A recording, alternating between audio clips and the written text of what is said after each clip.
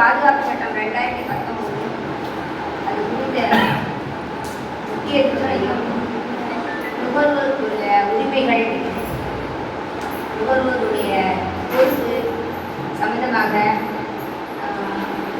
மாவட்ட நுகர்வோர் சங்க தலைவர் ஐயா திரு மோகன் அவர்களும் மற்றும் நுகர்வோர் சங்கத்தில் உறுப்பினர்கள் இருவருக்கும் உங்களுக்கு பயிற்சி கொடுக்குறதுக்காக வந்திருக்காங்க.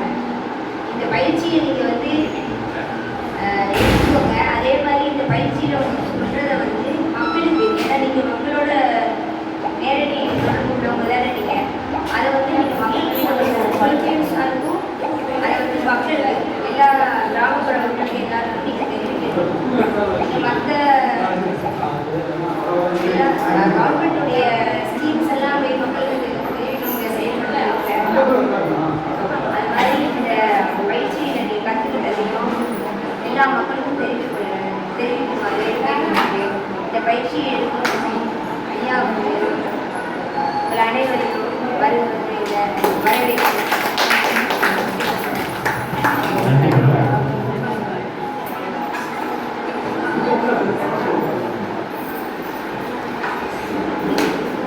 மேடம் வராங்களா?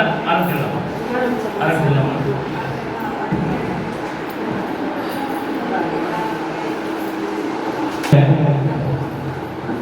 மக்களுக்கு தேவையான இந்த நிகழ்வை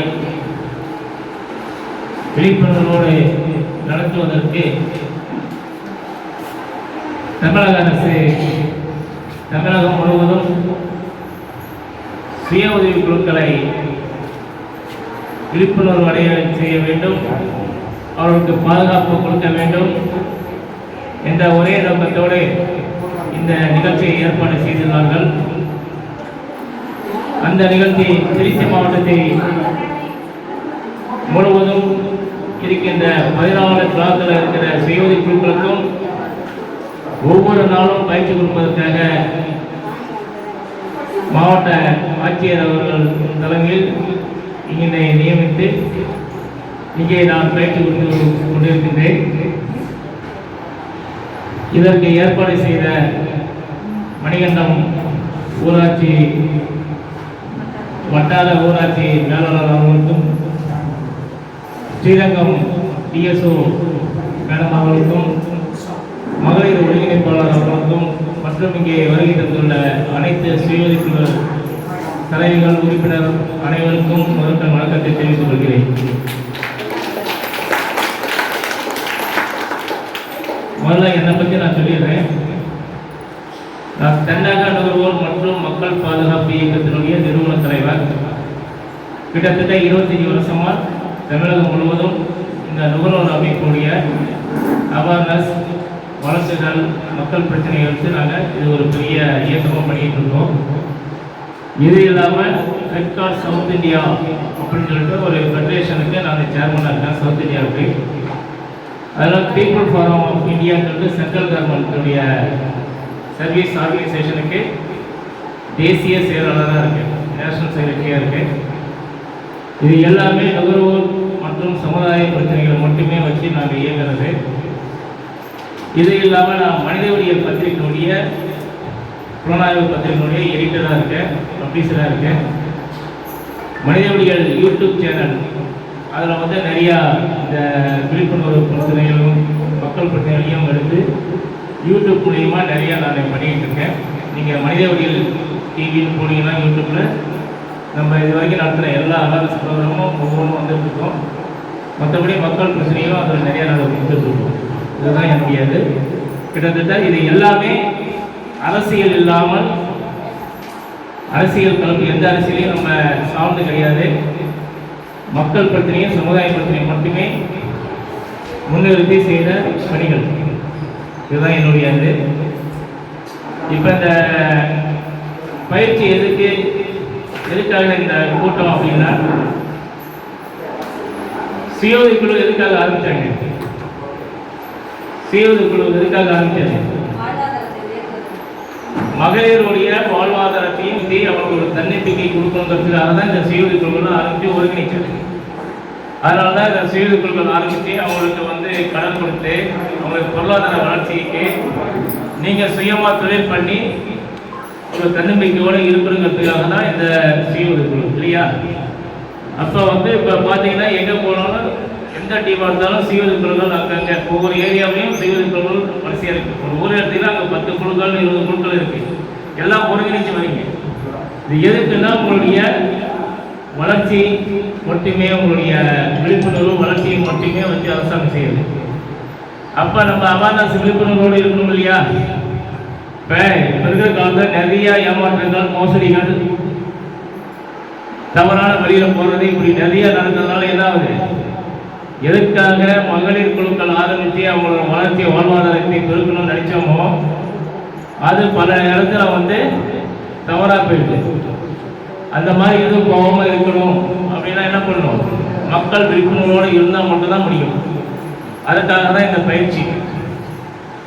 இதுக்கு நமக்கு என்னென்ன வழியெல்லாம் நமக்கு பாதுகாப்பு இருக்குது, நமக்கு என்னென்னலாம் போல கேட்கலாம், யாரையும் நம்பாமல் நம்ம இப்படி செயல்படலாம் அப்படிங்கிற விஷயம்லாம் நம்ம இப்போ பேச போகிறோம்.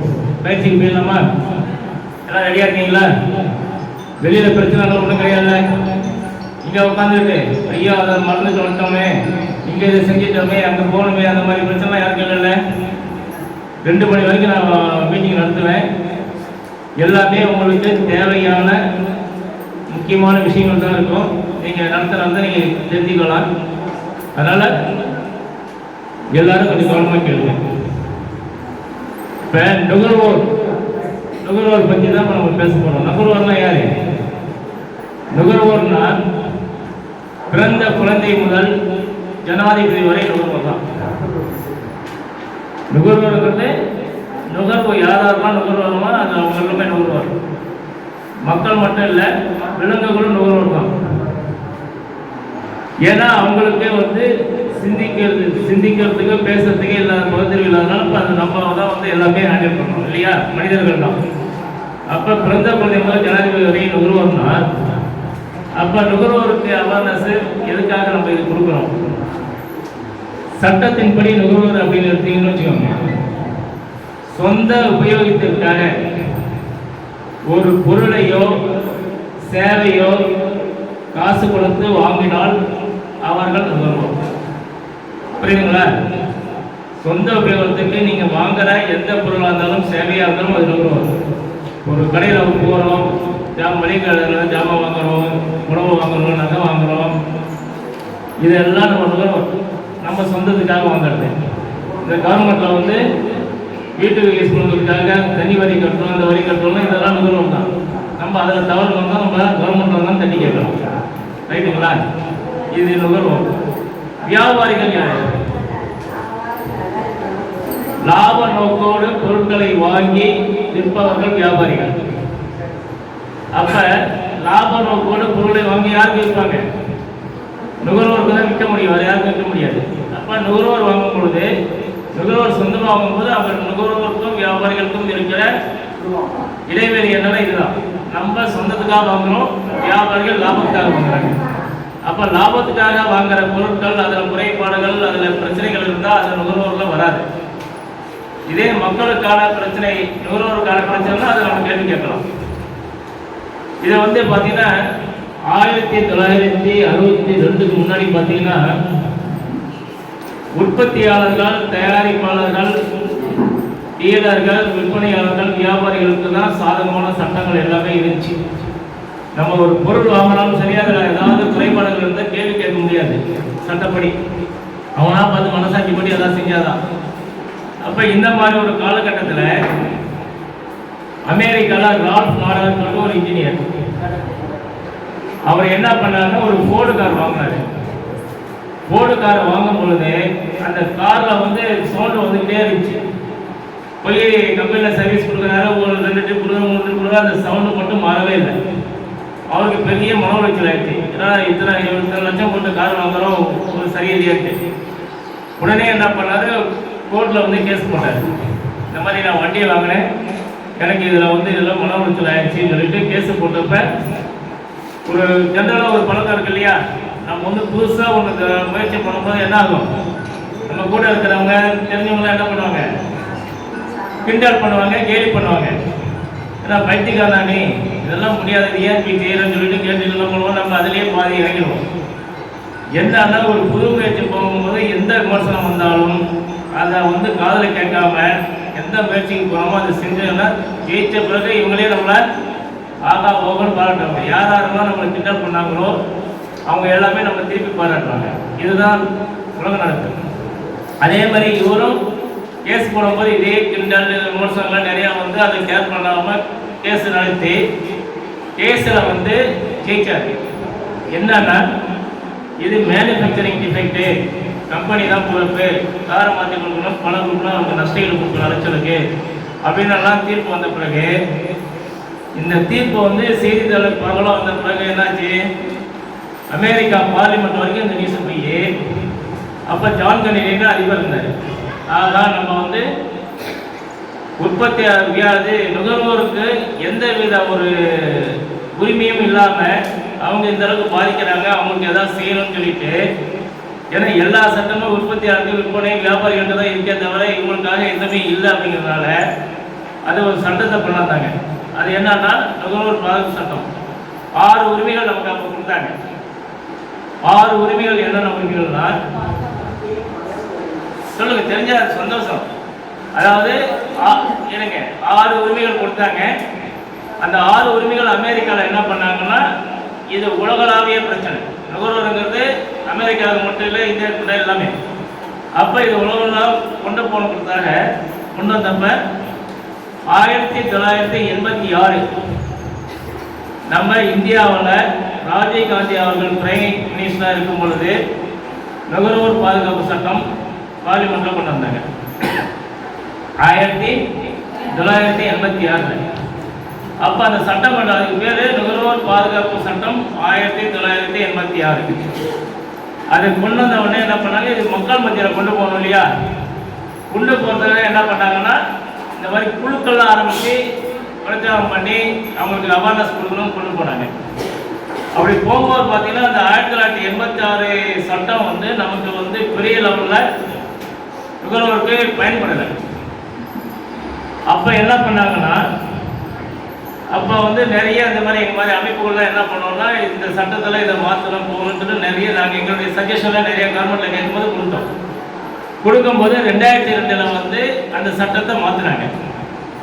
மாற்றி இன்னும் கொஞ்சம் பவர்ஃபுல்லாக கொடுத்தாங்க. ஆனால் அதுலேயும் வந்து பெரிய எதிர்பார்ப்பு ரிசல்ட் இல்லை. அதனால் இப்போ 2019 நுகர்வோர் பாதுகாப்பு சட்டம் 2019 வந்து எல்லாம் அனலைஸ் பண்ணி ரொம்ப ஸ்ட்ராங்காக நுகர்வோரை வந்து யாருமே எதுவுமே ஏமாற்ற முடியாது அப்படிங்கிற ஒரு சட்டத்தை வந்து ஏற்றிருக்காங்க. அதுதான் 2019 நுகர்வோர் பாதுகாப்பு சட்டம் 2019. ரைட்டுங்களா? இப்போ நம்ம உரிமைகள் கொண்டு வந்தோம் இல்லையா, 6 உரிமைகள். அது என்னென்ன உரிமை தெரியுங்களா? சொல்லுங்க. பாதுகாப்பு உரிமை, புக்கை பார்த்து சொல்லாதீங்க, நீங்கள் ஏற்கனவே தெரிஞ்சே சொல்லுங்க. ஏன்னா நான் சொல்லிடுறேன். சொல்லுங்க, ஏற்றிங்க வாங்க வாங்க, சும்மா பேசுங்க. இல்லை நீங்கள் அவேர்னஸ் பண்ணுறதுக்காக நாங்கள் பேசுகிறோம், நாங்கள் பேசுறதுக்கு இல்லை. நீங்கள் தெரிஞ்சுக்கிட்டு நீங்கள் சொன்னீங்கன்னா எங்களுக்கு ரொம்ப சந்தோஷமாக. இல்லைங்க, என்னென்ன உரிமைகள் சொல்லுங்க, தெரிஞ்ச தப்பா ரைட்டா சொல்லுங்க. நுகர்வோர் பாதுகாப்பு உரிமை. சரி, குறைத்தீர் சொல்லுங்க சொல்லுங்க, தப்பா இருந்தாலும் சொல்லுங்க, நான் கடைசியாக சொல்றேன். சரி சட்ட உரிமை. சரி, ஒவ்வொரு உரிமையும் நான் சொல்றேன். 6 உரிமையும். உங்க பேர் என்ன? மணிமேகலை. அதாவது பாதுகாப்பு உரிமை. பாதுகாப்பு உரிமைனா என்ன? நமக்கு கொடுத்த 6 உரிமைகள். 1 பாதுகாப்பு உரிமை, 2வது தகவல் பெறும் உரிமை, ரைட்டுங்களா? 3வது தேர்ந்தெடுக்கும் உரிமை, 4வது முறையீட்டு உரிமை, 5வது குறை தீர்க்கும் உரிமை, 6வது தகவல் 6வது வந்து நுகர்வோர் கல்வி பெறும் உரிமை, இந்த 6 உரிமையை நமக்கு கொடுத்துருக்காங்க. அது இல்லாம அரசியலமைப்பு சட்டப்படி நமக்கு ரெகுலரா இருக்கிறது அடிப்படை தேவைக்கான உரிமை, சுற்றுச்சூழல் பாதுகாப்புக்கான உரிமை. ஆக 8 உரிமைகள் நமக்கு. ரைட்டுங்களா? அப்ப பாதுகாப்பு உரிமைனா என்ன? ஒரு பொருளை போய் வாங்குறோம், வாங்கும்போது அதுல பாதுகாப்பு இருக்கான்னு பார்க்கணும். பொருள்ல என்னங்க பாதுகாப்புன்னு கேட்கலாம். நீங்க இப்போ ஏசி வாங்கி, ஃப்ரிட்ஜ், கிரைண்டர், இந்த மாதிரி எலக்ட்ரிக் ஐட்டம்லாம் வாங்குறீங்க இல்லையா?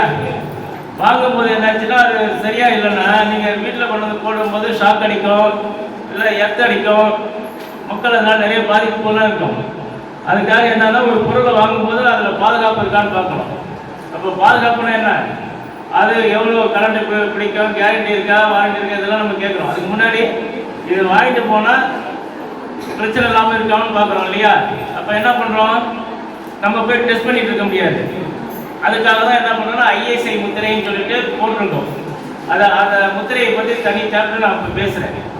ஐஎஸ்ஐ முத்திரை போட்ட பொருளை நம்ம வாங்கினோம்னா அது என்னன்னா அந்த நிறுவனம் பற்றி சொல்கிறேன். இதில் மக்களுக்கு நுகர்வோருக்கு என்னென்ன பாதுகாப்பு வேணும் அதெல்லாம் டெஸ்ட் பண்ணி கொடுத்து அதை வந்து ஐஎஸ்ஐ முத்திரை கொடுப்பாங்க. அது வாங்கிட்டு வந்தீங்கன்னா உங்களுக்கு பாதுகாப்பு இருக்கும். ரைட்டுங்களா? பாதுகாப்பு பார்த்தாச்சு. அடுத்தது என்ன பண்ணுவீங்க? தகவல் பெறும் உரிமை சார். தகவல் பெறும் உரிமை என்னது? பொய் பாதுகாப்பு பார்த்துட்டோம். அது பிறகு இது என்னன்றது நம்ம கேட்கணும் இல்லையா? எவ்வளோ வேலை, இது எத்தனை நாள் கேரண்டி, எவ்வளோ வாரண்டி, இது வந்து ஒழுங்காக செயல்படுமா, இடையில பிரச்சனை வருமா, இல்லை சர்வீஸ் பண்ண வருவீங்களா, இல்லை வரமாட்டீங்களா, இப்படிலாம் எல்லா கேள்வியும் நமக்கு என்னென்ன சந்தேகம் வருதோ எல்லாத்தையும் நம்ம கேள்வி கேட்குறோம். இதை வந்து தகவல் பெறும் உரிமை. இந்த கேள்விக்கு அவன் பதில் சொல்லி ஆகணும். அப்போ தகவல் வாங்கிட்டோம். வாங்கின பிறகு என்ன பண்ணுறோம்? இப்போ ஒரு ஃப்ரிட்ஜ் இருக்கு, 10 ஃப்ரிட்ஜ் 10 கம்பெனி இருக்கு. நம்ம வந்து கம்பெனியில் வந்து என்ன பண்ணுறோம்? தகவல்லாம் வாங்கிட்டோம். அப்போ கடைக்காரன் என்ன பண்ணுவான்? இந்த கம்பெனி தான் நீங்கள் வாங்கணும்னு கட்டாயப்படுத்த முடியுமா? முடியாது. அப்போ இந்த 10லையும் எது நமக்கு சரியா இருக்கோ அந்த தேர்ந்தெடுக்கிறதுக்கான உரிமைகள் இருக்கு. அப்ப தேர்ந்தெடுத்து வாங்கிறதுக்கான உரிமைகள் இங்க கேளுங்க. வரவங்க அப்படியே வந்து உட்காருவாங்க. நீங்க கேளுங்க. தேர்ந்தெடுக்கிற உரிமை இருக்கு.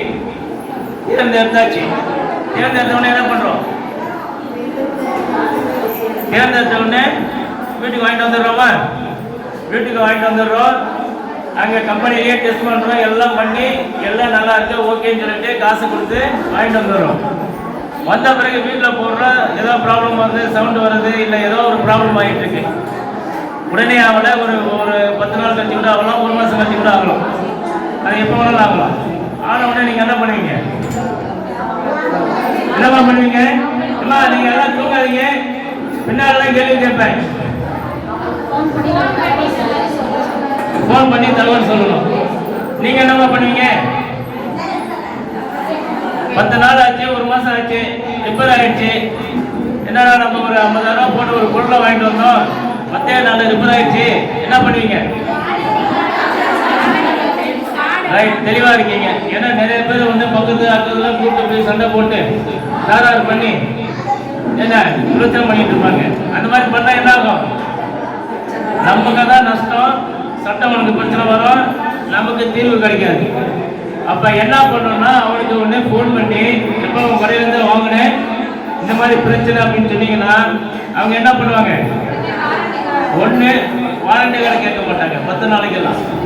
இல்லை சர்வீஸ் இன்ஜினியராக அனுப்புவாங்க. அனுப்பி சர்வீஸ் பண்ணி கிளியர் பண்ணி கொடுப்பாங்க. சரி, கிளியர் பண்ணி கொடுத்துட்டா பிரச்சனை இல்லை. இப்போ நிறைய இடத்துல என்ன இன்னைக்கு வரோமா நாளைக்கு வரோம் சர்வீஸ் அங்கே இருக்காரு இங்கே இருக்காரு ஏதோ கதை சொல்லிட்டே இருப்போம். கடைசி வரைக்கும் கிளம்ப மாட்டோம். நமக்கு என்ன வீட்டில் ஏமா போய் வாங்கணும் உண்மையை வாங்க தெரியாது வீட்டில் சண்டை வரும்.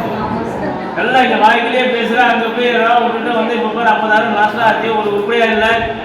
எல்லா கோபமும் என்ன ஆகும்? நம்ம மேலே பழைய கோபம் முன்ன கோபம்லாம் சரி ஏதாவது திட்டணும் உட்காந்துருப்போம். வாங்க சார் ஏதாவது திட்டணும் உட்காந்துருப்போம். நமக்கு வாய்ப்பு கிடைச்ச உடனே எல்லாத்தையும் சேர்த்து திட்டிடுவோம். அப்போ அந்த மாதிரி வாய்ப்பு நமக்கு வரும். அப்போ முறையிடுறோம். அவன் வந்து நமக்கு செயல் கொடுக்கல இதை எப்போ பார்த்தாலும் கதையாக சொல்லிட்டு இருக்கான், இதெல்லாம் நமக்கு வீட்டில் டெய்லி பிரச்சனை ஆகுது அப்படின்னா என்ன பண்ணுவோம்? குறை தீர்க்கும் உரிமை போகணும். குறைதீர்க்கும் உரிமை. குறைதீர்க்கும் உரிமை என்ன? நீங்க குறைதீர்க்கும் உரிமைன்னா நுகர்வோர் குறைதீர் ஆணையம் சொல்லிட்டு ஒரு ஆணையம் இருக்கு. அது 3 அடுக்கா இருக்கு. மாவட்ட நுகர்வோர் குறைதீர் ஆணையம், மாநில நுகர்வோர் குறைதீர் ஆணையம், தேசிய நுகர்வோர் குறைதீர் ஆணையம். 3 ஆணையம் இருக்கு. மாவட்ட நுகர்வோர் குறைதீர் ஆணையம்னா ஒவ்வொரு மாவட்டத்திலையும் ஹெட் குவார்ட்டர்ஸ் கிட்ட இருக்கும். திருச்சியில் எடுத்தீங்கன்னா கோர்ட்டு கேம்பஸ்குள்ள இருக்கு, கன்சியூமர் கோர்ட்டும்பாங்க. அங்க போய் நம்ம முறையிடணும். எப்படி முறையிடணும்? ஆதாரங்கள் எல்லாம் வச்சு முறையிட்டாதான் அவங்க ஒண்ணு கேட்பாங்க. கேட்டு அதை நான் அப்படியே ஒவ்வொன்றா தெரியாம அதுக்கு நம்ம முறையிடும் போது மாவட்ட லெவல்லன்னா 50 லட்சம் வரைக்கும் நம்ம பிரச்சனைகளை மாவட்ட நுகர்வோர் குறைதீர் ஆணையத்தில் கொண்டு போயிட்டு கேட்கலாம். 50 லட்சத்துக்கு மேல 2 கோடி வரைக்கும் மாநில நுகர்வோர் குறைதீர் ஆணையம் போகலாம். 2 கோடிக்கு மேலன்னா நீங்க தேசிய நுகர்வோர் குறைதீர் ஆணையம் போகலாம். இப்போ போகும்போது என்னன்னா நமக்கான தீர்வுகள் அங்கே கிடைக்கும். ரைட்டுங்களா? குறைதீர் ஆணையம் இது குறைதீர் ஆணையத்தில் இன்னும் நிறைய இஷ்யூஸ் இருக்கு. அது நான் இதெல்லாம் ஒரு உறுதிகள் பேசிட்டு நான் சொல்றேன். குறைதீர் ஆணையம் இப்போ இதெல்லாம் நம்ம பார்த்தோம்னா பேசாம கொஞ்சம் சத்தம் போடாம சாப்பிட்றதான் வாங்கி சத்தம் போடாம சாப்பிடுங்க. காதால தான் நம்ம கேட்க போறோம், வாயால் இல்லை. அதனால அமைதியா நீங்க காப்பி வந்தாலும் சரி மழை வந்தாலும் சரி சாப்பிட்டுக்கிட்டே காதெல்லாம் கேளுங்க. சரியா? நீங்க முன்னாடி இருப்பீங்க கேட்பீங்க, பின்னால் இருக்க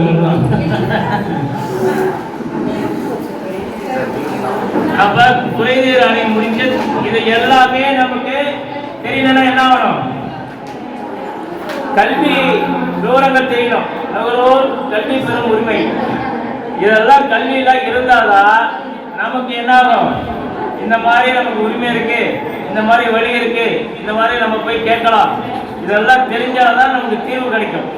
இல்லைன்னா நம்ம அம்மாவோட என்ன பண்ணுவோம்? நான் வாங்கிட்டு வந்து ஏதோ ஆர்வம் பண்ணி ஏதாவது தலைவதிரான்னு சொல்லிட்டு விட்டு போயிடும். அதுக்கெல்லாம் இப்போ வாய்ப்பே இல்லை. நமக்கான உரிமைகள் எல்லாமே இருக்கு. ஸோ கல்வி அறிவு ரொம்ப ரொம்ப ஏமா ஒரு 2 மணிக்கு மேல ஃப்ரீயா 1 மணி நேரம் பேசுங்க. அது வரைக்கும் கொஞ்சம் அமைதியா கேளுங்க. சரியா? அது பிறகு அடிப்படை தேவைக்கான உரிமை. அந்த உரிமையில என்ன? இருக்க இருப்பிடம், உடுக்க உடை, உண்ண உணவு. இதுக்கான இதே உரிமைகள் நமக்கு இருக்கு. அதுக்காக சுற்றுச்சூழல் பாதுகாப்பு உரிமை. இந்த சுற்றுச்சூழல் பாதுகாப்புனா என்ன? நம்மளை சுத்தி இருக்கிறது சுகாதாரமா சுத்தமா இருக்கணும். அப்பதான் சுத்தமான காற்று, சுத்தமான தண்ணி எல்லாமே கிடைக்கும். இப்ப இருக்கிற ரோடு அது போறது என்ன பண்ணாங்க? இருக்கிற மரத்துக்கு கூட வெட்டி எடுத்துட்டாங்க. ஒதுங்கிறதுக்கு மரம் இல்லை இல்லையா? மரம் வளர்த்தாதான் குளுமையா இருந்தால்தான் நமக்கு மழை பெஞ்சிட்டு இருக்கோம்.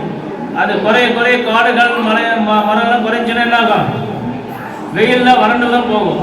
அப்ப நமக்கு மரம் ரொம்ப ரொம்ப அவசியம். அது சுற்றுச்சூழல் பாதுகாப்புக்கு வளர்க்கணும். அதெல்லாம் பண்ணாதான் மழை நல்லா பெஞ்சாதான் தண்ணி நிலத்தடி நீரை பாதுகாக்க முடியும். இப்ப நிலத்தடி நீர்லாம் எப்படி இருக்கு? ஏன் தாய் மணி வந்தாலும் பார்த்தோன்னா 10 அடியில வருமா? வந்துச்சு. இப்ப எவ்வளோ? 500 அடி போட்டோம் வரலையா? 500 அடி போட்டாலும் தண்ணி வரல. காரணம் என்ன?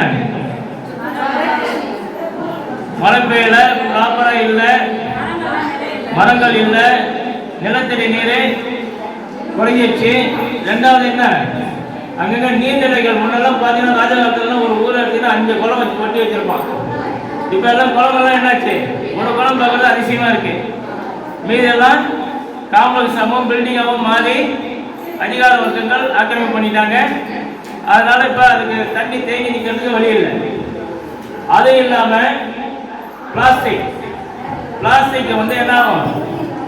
அது ஃபுல்லா யூஸ் பண்றதால தூக்கி சாப்பிட்டு தூக்கி போடுறோமா? போட்டோடனே என்ன ஆகும்னா அது மக்காது.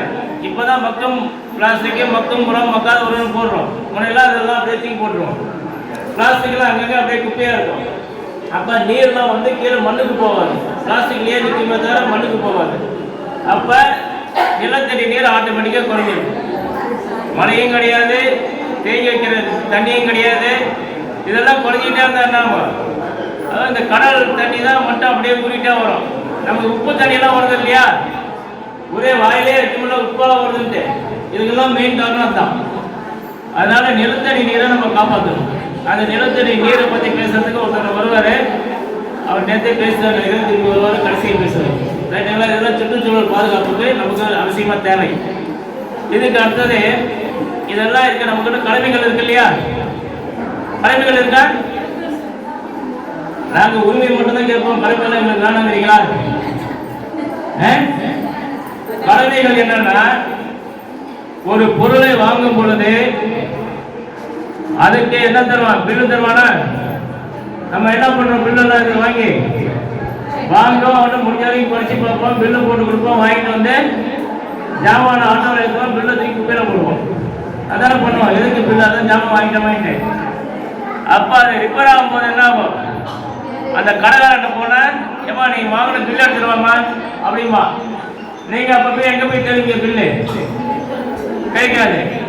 அப்போ அந்த ரிப்பேர் பண்ணுறதுக்கு சர்வீஸ் பண்ணுறதுக்கு அவன் நீங்கள் தனியாக அதை வந்து இது பண்ணி ஆகணும். கேரண்டி வாரண்டிலாம் வாங்கி பிரயோஜனம் இல்லை. அப்போ பில்லை வந்து ரொம்ப ரொம்ப முக்கியம், அது நம்மளுடைய கடமை. வல்லவனுக்கு புல்லு ஆயிரும் இல்லையா? எதுக்காக சொல்கிறோம்? அவன் அறிவாளி புத்திசாலி இருந்தால் புல்லு இருந்தாலும் அவன் சமாளித்து வந்துடுவான்ட்டு. அதே மாதிரி நுகர்வோருக்கு பில்லு ஆயிடும். அந்த பில்லை வச்சிருந்தால் நம்ம கடைசியில் கொஞ்சம் கேளுங்க, பில்லை வச்சிருந்தா நம்மளுடைய எந்த மாதிரி பிரச்சனையாக இருந்தாலும் தீர்வு, நியாயமான தீர்வு நம்ம சட்டப்படி வாங்கணும். அதனால பில்லு ரொம்ப முக்கியம். அதே மாதிரி நம்ம ஒரு பொருளை வாங்க போறோம் இல்லையா, இப்போ வந்து இங்கே மீட்டிங்கில் உட்காந்துக்கிட்டு அப்படியே அம்மா என்ன, நீங்கள் மீட்டிங்கில் பார்த்தீங்கன்னா ஒவ்வொரு குழு இருக்கீங்க. ஏதாவது இந்த மீட்டிங் நடக்கும்போது என்ன ஆகும், உங்களை ஒருத்தவங்க பார்க்கறதுக்கு வாய்ப்பு கிடைக்கும். இல்லைன்னா நம்ம அங்கே லோக்கல் இருந்தாலே வாய்ப்பு கிடைக்காது. இல்லை இல்லை, அதுதான் சொல்லுவாங்க. அந்த மீட்டிங்கில் வரும்போது தான் எல்லாம் ஒன்று சேரும்போது பார்த்து பேசிக்காவோம். அந்த மாதிரி இங்கே வந்து இப்போ சேர்ந்துருக்கீங்க, நீங்கள் பழைய கதையை பேசுறதுக்கு உங்களுக்கு டைம் நாங்கள் கொடுக்குறோம். அப்போ அந்த கதையெல்லாம் பேசுங்க, இப்போ இங்கே கேளுங்க. ரைட்டுங்களா? கேட்பீங்களா? ஒன்றும் கேட்குற மாதிரி தெரியலையாமா? நீங்கள் சத்தம் போட்டுட்டே இருந்தனா, ஏன்னா இது எல்லாமே என்ன பண்ணுறோம், நாங்கள் வீடியோ எடுக்கிறோம், யூடியூப் சேனலில் ரிலீஸ் பண்ணுவோம், கமிஷனர் வரைக்கும் இந்த நியூஸ் போவோம். என்னுடைய மனித விடியல் டிவி யூடியூப் சேனலில் ஒவ்வொரு ப்ரோக்ராமையும் நான் ரிலீஸ் பண்ணிட்டு இருக்கோம், எல்லாத்தையும் போயிட்டு இருக்கேன். அதனால நீங்கள் பேசிக்கிட்டே இருந்தீங்கன்னா அதுவும் வீடியோவில் வரும். இவ்வளோன்னு சொல்கிறேன், யாரும் அப்படி ஒன்றும் பெருசாக கேர் பண்ண மாதிரி தெரியல. பேசிக்கிட்டே உரிமையை பார்த்தாச்சு, நுகர்வோர்னா என்ன நம்ம தெரிஞ்சுக்கிட்டோம். ரைட்டுங்களா? இப்போ காலையில் உங்களுக்கு என்ன சவுண்டு கேட்கும், ஒரு 4 மணிக்கு கிராமத்தில் அது போயிட்டு போய் கோழி, காக்கா, குருவி எல்லாம் போயிடும். அது பிறகு அலாரம் அடிக்கும், அது முடிஞ்சிடும். அதுக்கு பிறகு வேற என்ன கேட்கும், பால்காரன் என்ன அடிச்சுட்டு வருவான், மணி அடிச்சுட்டு வருவானா, அம்மா பால்னு கத்திக்கிட்டே வருவான் பால் வாங்கறதுக்கு. உங்களுக்கு என்ன தோணும், பால்காரன் வந்துட்டா வெறும் பால் வாங்கணும், ஒரு கிண்ணமோ பாத்திரமோ எடுத்துட்டு வந்து பால் வாங்கி போயிடுவீங்க, அவ்வளோதானே?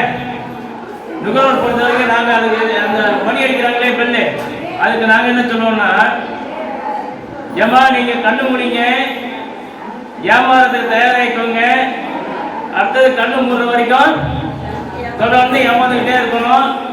அதுக்காக தயாரிக்கிறாங்கன்னா ஒரு அவன் வந்து நமக்கு வந்து எச்சரிக்கை கொடுக்குற மாதிரி ஒரு மணி அது. எதுக்காது அந்த மாதிரி நம்ம சொல்கிறோம், வெள்ளை அடிச்ச உடனே என்ன சொல்கிறோம், பால் வந்து கொடுக்குறான், பாலில் என்ன கலக்குறோம், நம்ம கலக்குறோம், அவனே கலந்து கொண்டு வந்தா அது கூட நம்ம கலக்குறோம் இல்லையா? பாலில் தண்ணி கலந்து கலப்படம். அது பிறகு காபி டீ போடுறீங்க, டீ தூள்ல கலப்படம், காபியில கலப்படம், சர்க்கரையில கலப்படம். இதில் எது என்னென்ன கலக்கிறான்னு இந்த புக்கில் இருக்கு, பொறுமையாக பார்த்துக்கோங்க. ரைட்டுங்களா? காபி குடிச்சாச்சு, அது பிறகு பேஸ்ட்டு ப்ரெஸ் பண்ணுவீங்கல்ல. முன்னெல்லாம் வேப்பம் குச்சி எடுத்து நீட்டாக வளர்க்கலாம், நல்லா இது பண்ணலாம். இப்போ ப்ரெஸ்ஸு பேஸ்ட்டுன்னு போட போய் பண்ணு சீக்கிரமே போயிடுது. அப்போ அதுலேயும் கலப்படம், கெமிக்கல். அது முடிச்சோன்னா குளிக்கலாமா? குளிப்பீங்கல்ல? குளிக்கும் போது சோப்பு, சீக்கா எல்லாத்துலேயும் பழையபடி இருக்கிற எல்லாம் கலப்படம் தான். கலப்படம் முடிச்சா குளிச்சு முடிச்சுட்டு என்ன பண்ணுவோம்? கண்ணாடி முன்னாடி மேக்கப் பண்ண வந்துடுவோம். ஏன்னா நமக்கு முக்கியமான விஷயம் காரணம் என்னது? இதெல்லாம் எல்லாம் மேக்கப் தான். மேக்கப் பண்ணுறதுக்கு உட்காந்துனா ஒரு 1/2 மணி நேரம் 1 மணி நேரம் அதில் உட்காந்து முடியை கட் பண்ணி மூஞ்சை கட் பண்ணி என்னென்ன பூசணுமோ பூசி பட்டி டிக்கர் எல்லாம் பார்த்துக்கிட்டு செட் பண்ணி அப்படி வெளியில் அதெல்லாம் வருவோம் இல்லையா? அப்படிதானே பண்ணுவோம். அப்போ அந்த பூசுகிற பவுடரு அந்த கிரீமு எல்லாமே என்ன கலப்படம் கெமிக்கல். பல பேருக்கு கிரீம் ஒத்துக்காது, அதை பூசினா அலர்ஜி வந்துடும். இதெல்லாம் என்னன்னா கலப்படங்கள் நிறையா வர்றதுனால நம்ம ஒத்துக்குவோம். ஸோ நீங்கள் மேக்கப் பண்ணிட்டு வெளியே வரீங்க, வெளியே வந்து என்ன பண்ணுறீங்க? வண்டி இருந்தால் வண்டி எடுக்கிறீங்க, இல்லை பஸ்ஸில் போகிறீங்க. வெளியில் வந்தோடனே காற்று ஒரே டஸ்ட்டு, அதுலேயும் கலப்படம் இருக்கா? சுத்தமான காற்று கிடையாது. அதை முடிஞ்சோடனே சரி மளிகை கடையில் இருந்து ஜாமான் வாங்க போகிறீங்க. ஜாமான் வாங்கும்போது என்ன பார்ப்பீங்க? முன்னாடிலாம் பார்த்தீங்கன்னா என்ன பண்ணுவாங்கன்னா 1/2 கிலோ 1 கிலோ கேட்டால் அவனை எடை போட்டு நம்ம பேப்பரில் மடித்து கையில் கொடுப்பான். இப்போல்லாம் என்னாச்சு? எல்லாம் 25 கிராம் வாங்கினே பேக்கேஜ். அப்போ பேக்கேஜில் கொடுத்துடலாம் இல்லையா? அப்போ பேக்கேஜில் கொடுக்கும்போது நீங்கள் பொருளை வாங்கிட்டு வரீங்க. வாங்கிட்டு வர பொருள் எடை கம்மியாக இருக்கான்னு இருந்தால் என்ன பண்ணுவீங்க? அதில் கலப்படம் இருந்தால் என்ன பண்ணுவீங்க? உடனே அந்த கடைக்கு கொடுப்பீங்க. எப்பா இதெல்லாம் கலப்படம் இருந்தால் கொடுப்பீங்களா? நிறைய பேர் கொடுக்க மாட்டீங்கன்னா பிரிச்சுட்டு ஒன்றும் பண்ண முடியாது விட்டுருவீங்க. அப்போ என்ன பண்ணணும்னா அந்த பேக்கிங்கில் வந்து என்னென்ன விவரம் இருக்கணும்னா எந்த யார் பேக் பண்ண என்ன பொருள் அவங்களுடைய முகவரி இருக்கணும். அது பிறகு எப்போ தயார் பண்ண மேனுஃபேக்சரிங் டேட் இருக்கணும், விலை டீட்டெயில் பிரைஸ் இருக்கணும், அது பிறகு எக்ஸ்பைரி டேட் இருக்கணும். இதையெல்லாம் இருந்தால்தான் அவங்க வந்து ப்ராப்பராக இருக்காங்கன்னு அர்த்தம். அதெல்லாம் போடாமல் இப்போ நிறைய கடையில் என்ன பண்ணுவாங்க தெரியுங்களா? இந்த பிளாஸ்டிக் கவர் வாங்கிட்டு வந்து பேக் பண்ணி கொடுத்துருவாங்க. அது எந்த ஒன்றும் இருக்காது. நாளைக்கு அதில் ஏதாவது பிரச்சனைன்னு என்ன அவன் தப்பி கட்டி என்ன பண்ணுவான்? இந்த மாதிரி என் கடையில் வாங்கலான்டுவான். அப்போ இதெல்லாம் இருந்தானா உங்க கடை தாண்டா இது அப்படின்னு நம்ம சொல்லலாம். அப்போ பொட்டல பொருள் வாங்கும்போது அது இந்த விவரங்கள்லாம் இருக்கான்னு பார்க்கணும். இல்லைன்னா அவங்க மேலே வந்து நம்ம தொழிலாளர் நலத்துறையெல்லாம் புகார் கொடுக்கலாம். எடை கம்மியாக இருந்தாலும் பொட்டல பொருள் விவரங்கள் இல்லாமல் இருந்தாலும் அவங்க மேலே நம்ம புகார் கொடுத்தால் அவங்க வந்து ஆய்வு செஞ்சு அபராதம் விதிப்பாங்க. இப்போ அபராதம் வச்சு என்ன பண்ணுவாங்க? அடுத்தது திரும்பிடுவாங்கல்ல. ஏன்னா ஒரு 100 சமாச்சாரத்துக்கு போய் 5000 ரூபாய் ஃபைன் கொடுத்தோமேன்னு சொல்லிட்டு என்ன பண்ணுவாங்க? சரி இனிமேல் ஒழுங்காக இருக்கலாம்னு இருந்துருவாங்க. அப்போ வந்து நமக்கு அது பிறகு ப்ராப்பராக வரும். அப்போ அட்ரஸ்லாம் போடும்போது என்ன ஆகும்? சுத்தமான பொருள் தரணும், இல்லைன்னா நம்ம மாட்டிக்குவோம் அப்படின்னு ஆகிடும். ரைட்டுங்களா? அதனால பொட்டல பொருள்லாம் வந்து நீங்க இந்த விவரங்கள்லாம் இருக்கான்னு நீங்க பார்க்கணும்.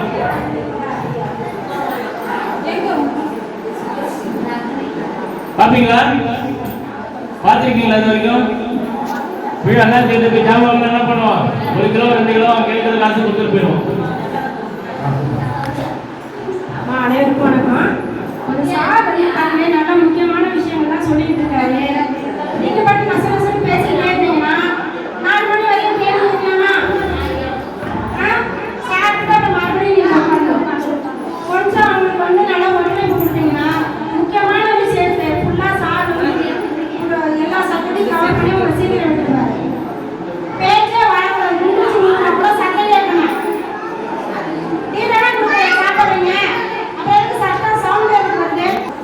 பொட்டல பொருள் பார்த்துக்க முடியாத விவரங்கள்லாம் இதில் என்னன்னா இந்த பாட்டில்லாம் வாங்குறோம் இல்லையா? பேக்கேஜ் பொருள் ஹார்லிக்ஸ் வாங்குறோம், காம்ப்ளான் வாங்குறோம், இதெல்லாம் வாங்குறோம் இல்லையா? இது இல்லாமல் இதுக்கு மேலே என்ன குழந்தைகளுக்காக நிறைய ப்ராடக்ட் வாங்குறோம். அவன் சத்துக்காக காம்ப்ளான் வாங்கினா என்ன ஆகும்?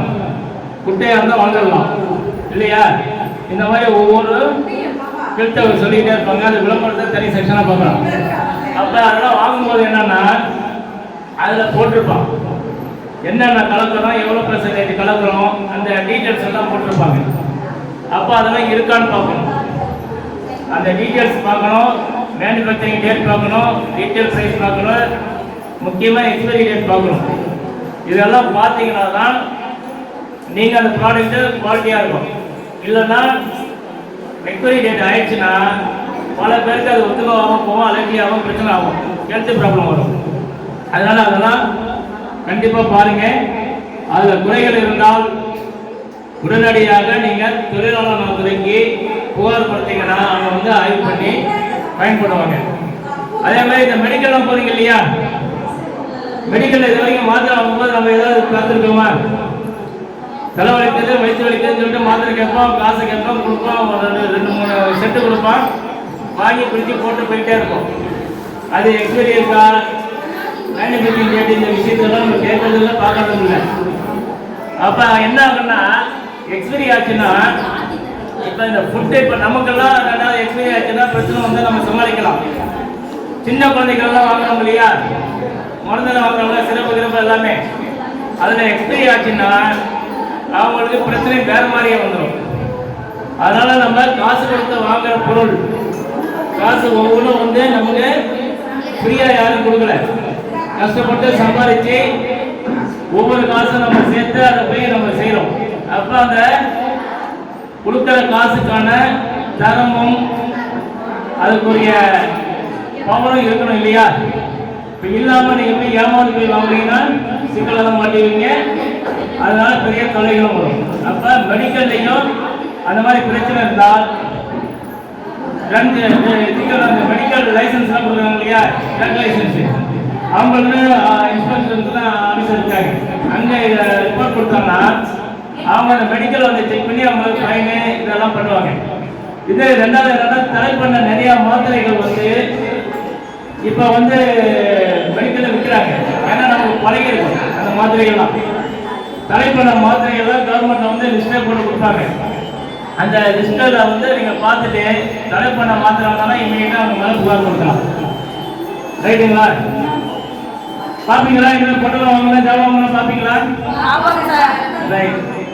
இது வந்து பொட்டல பொருள் புரியுச்சா? அதுக்கு அடுத்தது உணவு. நான் வந்து திருச்சி மாவட்ட உணவு பாதுகாப்பு ஆலோசனை குழு உறுப்பினராக இருக்கேன் கவர்மெண்ட். நாங்கள் என்ன பண்ணுவோம்னா, இப்போ எங்கெங்கே உணவு தரம் இல்லாமல் இருக்கோம், கலப்படங்கள் அதிகமாக இருக்கும், இல்லை அதனால பாதிப்புகள் இருக்கும், இல்லை அந்த ஹோட்டலில் வந்து சுகாதாரம் இல்லாமல் அசுத்தமாக வச்சுருக்காங்களோ, அந்த மாதிரி விஷயங்கள்லாம் நாங்கள் பார்த்து நடவடிக்கை எடுக்கிறது. ரைட்டுங்களா? இப்போ உணவை பொறுத்த வரைக்கும் நம்ம என்ன பண்ணுவோம், இப்பெல்லாம் வந்து உட்காந்து தூக்கிட்டு ஒரு ஆர்டர் போடுறோம் வந்துடுது. இப்போ ஹோட்டலுக்கு போகும்போது ஹோட்டலில் பண்ணுறதுலாம் ஹைஜீனிக்காக இருக்கா? எல்லா இடத்துலையும் எப்படி கொடுக்குறாரு, நம்ம கொடுக்கும்போது தட்டில் வச்சு சூப்பராக கொடுப்போம், பார்க்கறதுக்கு அழகாக இருக்கும். அவன் தயார் பண்ணுற இடத்துக்கு போனீங்கன்னா என்ன ஆகும், உள்ளே காலையாக வைக்க முடியாது, அவ்வளோ மோசமாக இருக்கும். அங்கே வேலை செய்கிறவங்க கூட அந்த வேலையில் என்ன பண்ணுவாங்க, இப்படியே தலை பழங்க, இப்படியே கழுவுவாங்க, இப்படியே ஊற்றுவாங்க, எல்லாமே பண்ணுவாங்க. இதெல்லாம் நமக்கு தெரியாது, அதெல்லாம் அவன் செய்யறது பார்த்தா நம்ம திங்கே மனசு வராது.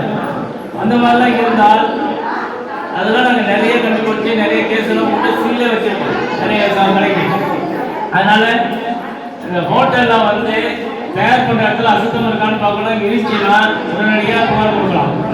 நீங்கள் வாட்ஸ்அப்லேயே நம்பர் இருக்குது, வாட்ஸ்அப்லேயே நீங்கள் புகார் கொடுக்கலாம். ரெண்டாவது வந்து அவன் ப்ராடக்ட் கொடுக்குறான் இல்லையா, இப்போ சிக்கன் வாங்குறோம், மட்டன் வாங்குறோம், எல்லாம் வாங்குறோம், வீட்டில் என்ன பண்ணுவோம், அப்பப்போ வேணும்னா போய் வாங்குறோம். வாங்கும்போது கடைக்காரங்க போய் இப்போ வெள்ளாட்டு கறியா இல்லை எந்த கறியான்னு பார்த்து பழைய கறியான்னு பார்த்து செக் பண்ணி வாங்குறோமா? ஏன்னா அப்படி வாங்கினா தான் நம்ம வந்து சமைக்கிறதுக்கு டேஸ்ட்டாக கொடுக்க சீக்கிரம் 3 சவுண்டு விட்டாலும் நல்லாயிருக்கும், 6 சவுண்டு விட்டாலும் கறி வேகாது. அப்போ என்ன ஆகும், போய் அவங்கள்ட்ட போய் நம்ம தயாராக பண்ணுறோம் கேட்கறதில்ல, இல்லை அடுத்த டீமும் புதுசாக எடுத்துக்கோம். அப்போ இவனுக்கு கடையில் என்ன பண்ணுவாங்கன்னா 50 கிலோ 100 கிலோன்னு சிக்கன் மொத்தமாக வாங்கி லோட் பண்ணுவாங்க. லோட் பண்ணும்போது எங்கே பண்ணுவாங்க, அந்த ஃப்ரிட்ஜு பெரிய ஃப்ரிட்ஜ் வச்சுருக்கோம், அந்த ஃப்ரிட்ஜில் பண்ணி வச்சுருவாங்க. டெய்லி பார்த்தீங்கன்னா அவங்க 20 கிலோ சிக்கன் போடும், இல்லை 50 கிலோ ஓடுன்னு வச்சுக்கோங்க.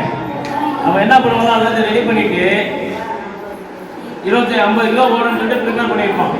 வச்சோன்னா அது 25 கிலோ ஓடிச்சுன்னு வச்சுக்கோங்க. மீதி எல்லாம் அந்த பூசி அந்த இதெல்லாம் பண்ணி வச்சுட்டு அதை அப்படியே தூக்கி ஃப்ரிட்ஜ்லேயே வச்சுருவாங்க. காலையில் எடுத்து ஃப்ரெஷ்ஷாக நமக்கு திருப்பி பண்ணுவோம்.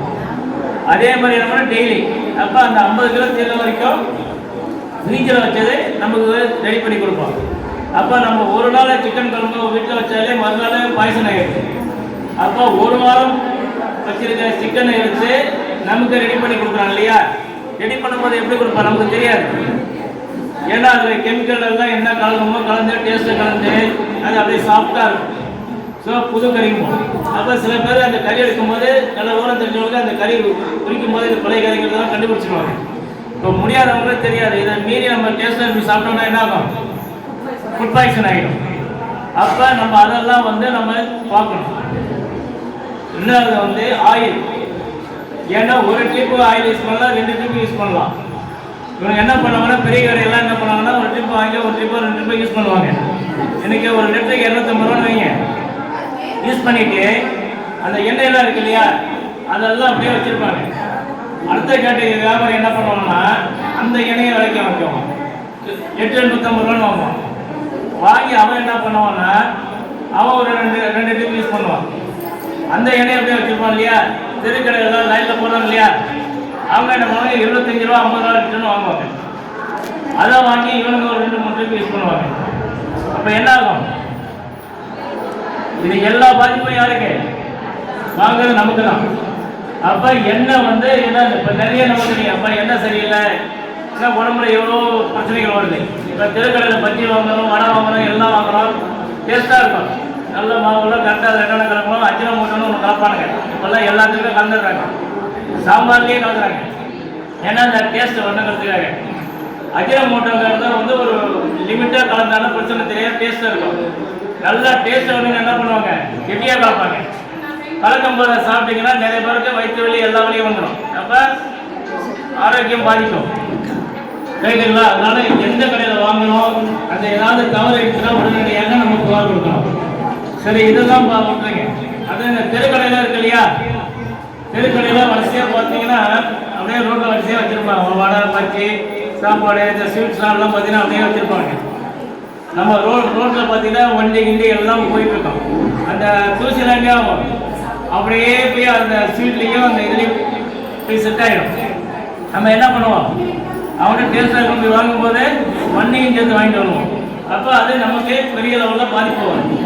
ஸோ அதனால் தெருக்கடையில் வாங்கும்போது சுகாதாரமாக இருக்கான்னு பார்த்தவங்க நாங்கள் நிறையா ஃபுட் சேஃப்டி மீட்டிங்கில் நிறைய பேசியிருக்கோம். தெருக்கடையில் வைக்கும்போது பாதுகாப்பாக அதை கவர் பண்ணி வைக்கணும். இந்த மாதிரி டஸ்ட்டெல்லாம் வருது, அதனால் மக்கள் பாதிப்புன்னு சொல்லி நிறைய ஃபைனெல்லாம் போட்டு நிறைய பண்ணிகிட்டு இருக்கோம். நாங்கள் செய்கிறது செஞ்சிட்ருக்கோம், அவன் செய்கிறது செஞ்சிட்ருக்கான். யார் தெரிஞ்சிடும்? மக்களாகிய வாங்குற நம்ம தான் அவேர்னஸாக எப்பா இது சரியில்லைன்னு வாங்க மாட்டோம். என்ன பண்ணுவோம்? ஐயோ இது சரியில்லாம நம்ம சரியாக வைக்கிறதுனால இவங்க வாங்க மாட்டாங்க அப்படின்னு அவன் தெரிஞ்சு என்ன பண்ணுவான்? அதுக்கு ஒன்றே பேக்கிங்லாம் போட்டு வைப்பான். இப்போ நம்ம எது பண்ணாலும் வாங்குறதுக்கு ஆள் இருக்கிறான்னு சொன்னாலும் அவன் தப்பு பண்ணிக்கிட்டே தான் இருக்கும். அதனால் ஃபுட்டில் நிறைய பிரச்சனைகள் இருக்குது. ஹோட்டலில் இந்த பிரியாணி இதெல்லாம் பார்த்தீங்கன்னா காலையில் பிரியாணி போடுவான், அது மத்தியானம் சூடு பண்ணி திருப்பி போடுவான், 10 நாள் நைட்டு சூடு பண்ணி போடுவான். அதே பிரியாணி இப்போ இந்த ஆர்டர்லாம் பண்ணுறோம் இல்லையா, அம்மா கேளுங்க பேசிக்கிட்டே இருக்கீங்கன்னா அப்புறம் நீங்கள் 5 மணி இல்லை 6 மணி ஆனாலும் விட மாட்டேன். பார்த்துக்கோங்க, நான் பேச முடியல பேசிட்டு தான் நான் கிளம்புவேன். ஒரு சாப்பாடுக்கு நீங்கள் இங்கே தான் உட்காந்துருக்கணும். நான் எப்போ வரணும் அது கூட தான் நீங்கள் சாப்பிடணும், அதையும் பார்த்துக்கோங்க. இதெல்லாம் நான் சொல்ல முடியாது, நீங்கள் பேசிக்கிட்டே இருக்கீங்க, பார்த்துக்கோங்க. அம்மா கொஞ்சம் கேளுங்கம்மா. ஃபுட்டில் அந்த பிரியாணி இதெல்லாம் வாங்கும்போது பார்த்தீங்கன்னா சூடு வச்சு கொடுத்துட்ருப்பாங்க. அப்போ எதனாலன்னா சூடு வைக்கும்போது சிக்கன் பிரியாணி வச்சுருவாங்க. இப்போ நிறைய கடையில் என்ன பண்ணுறாங்கன்னா காமனாக பிரியாணி பண்ணிடுறாங்க.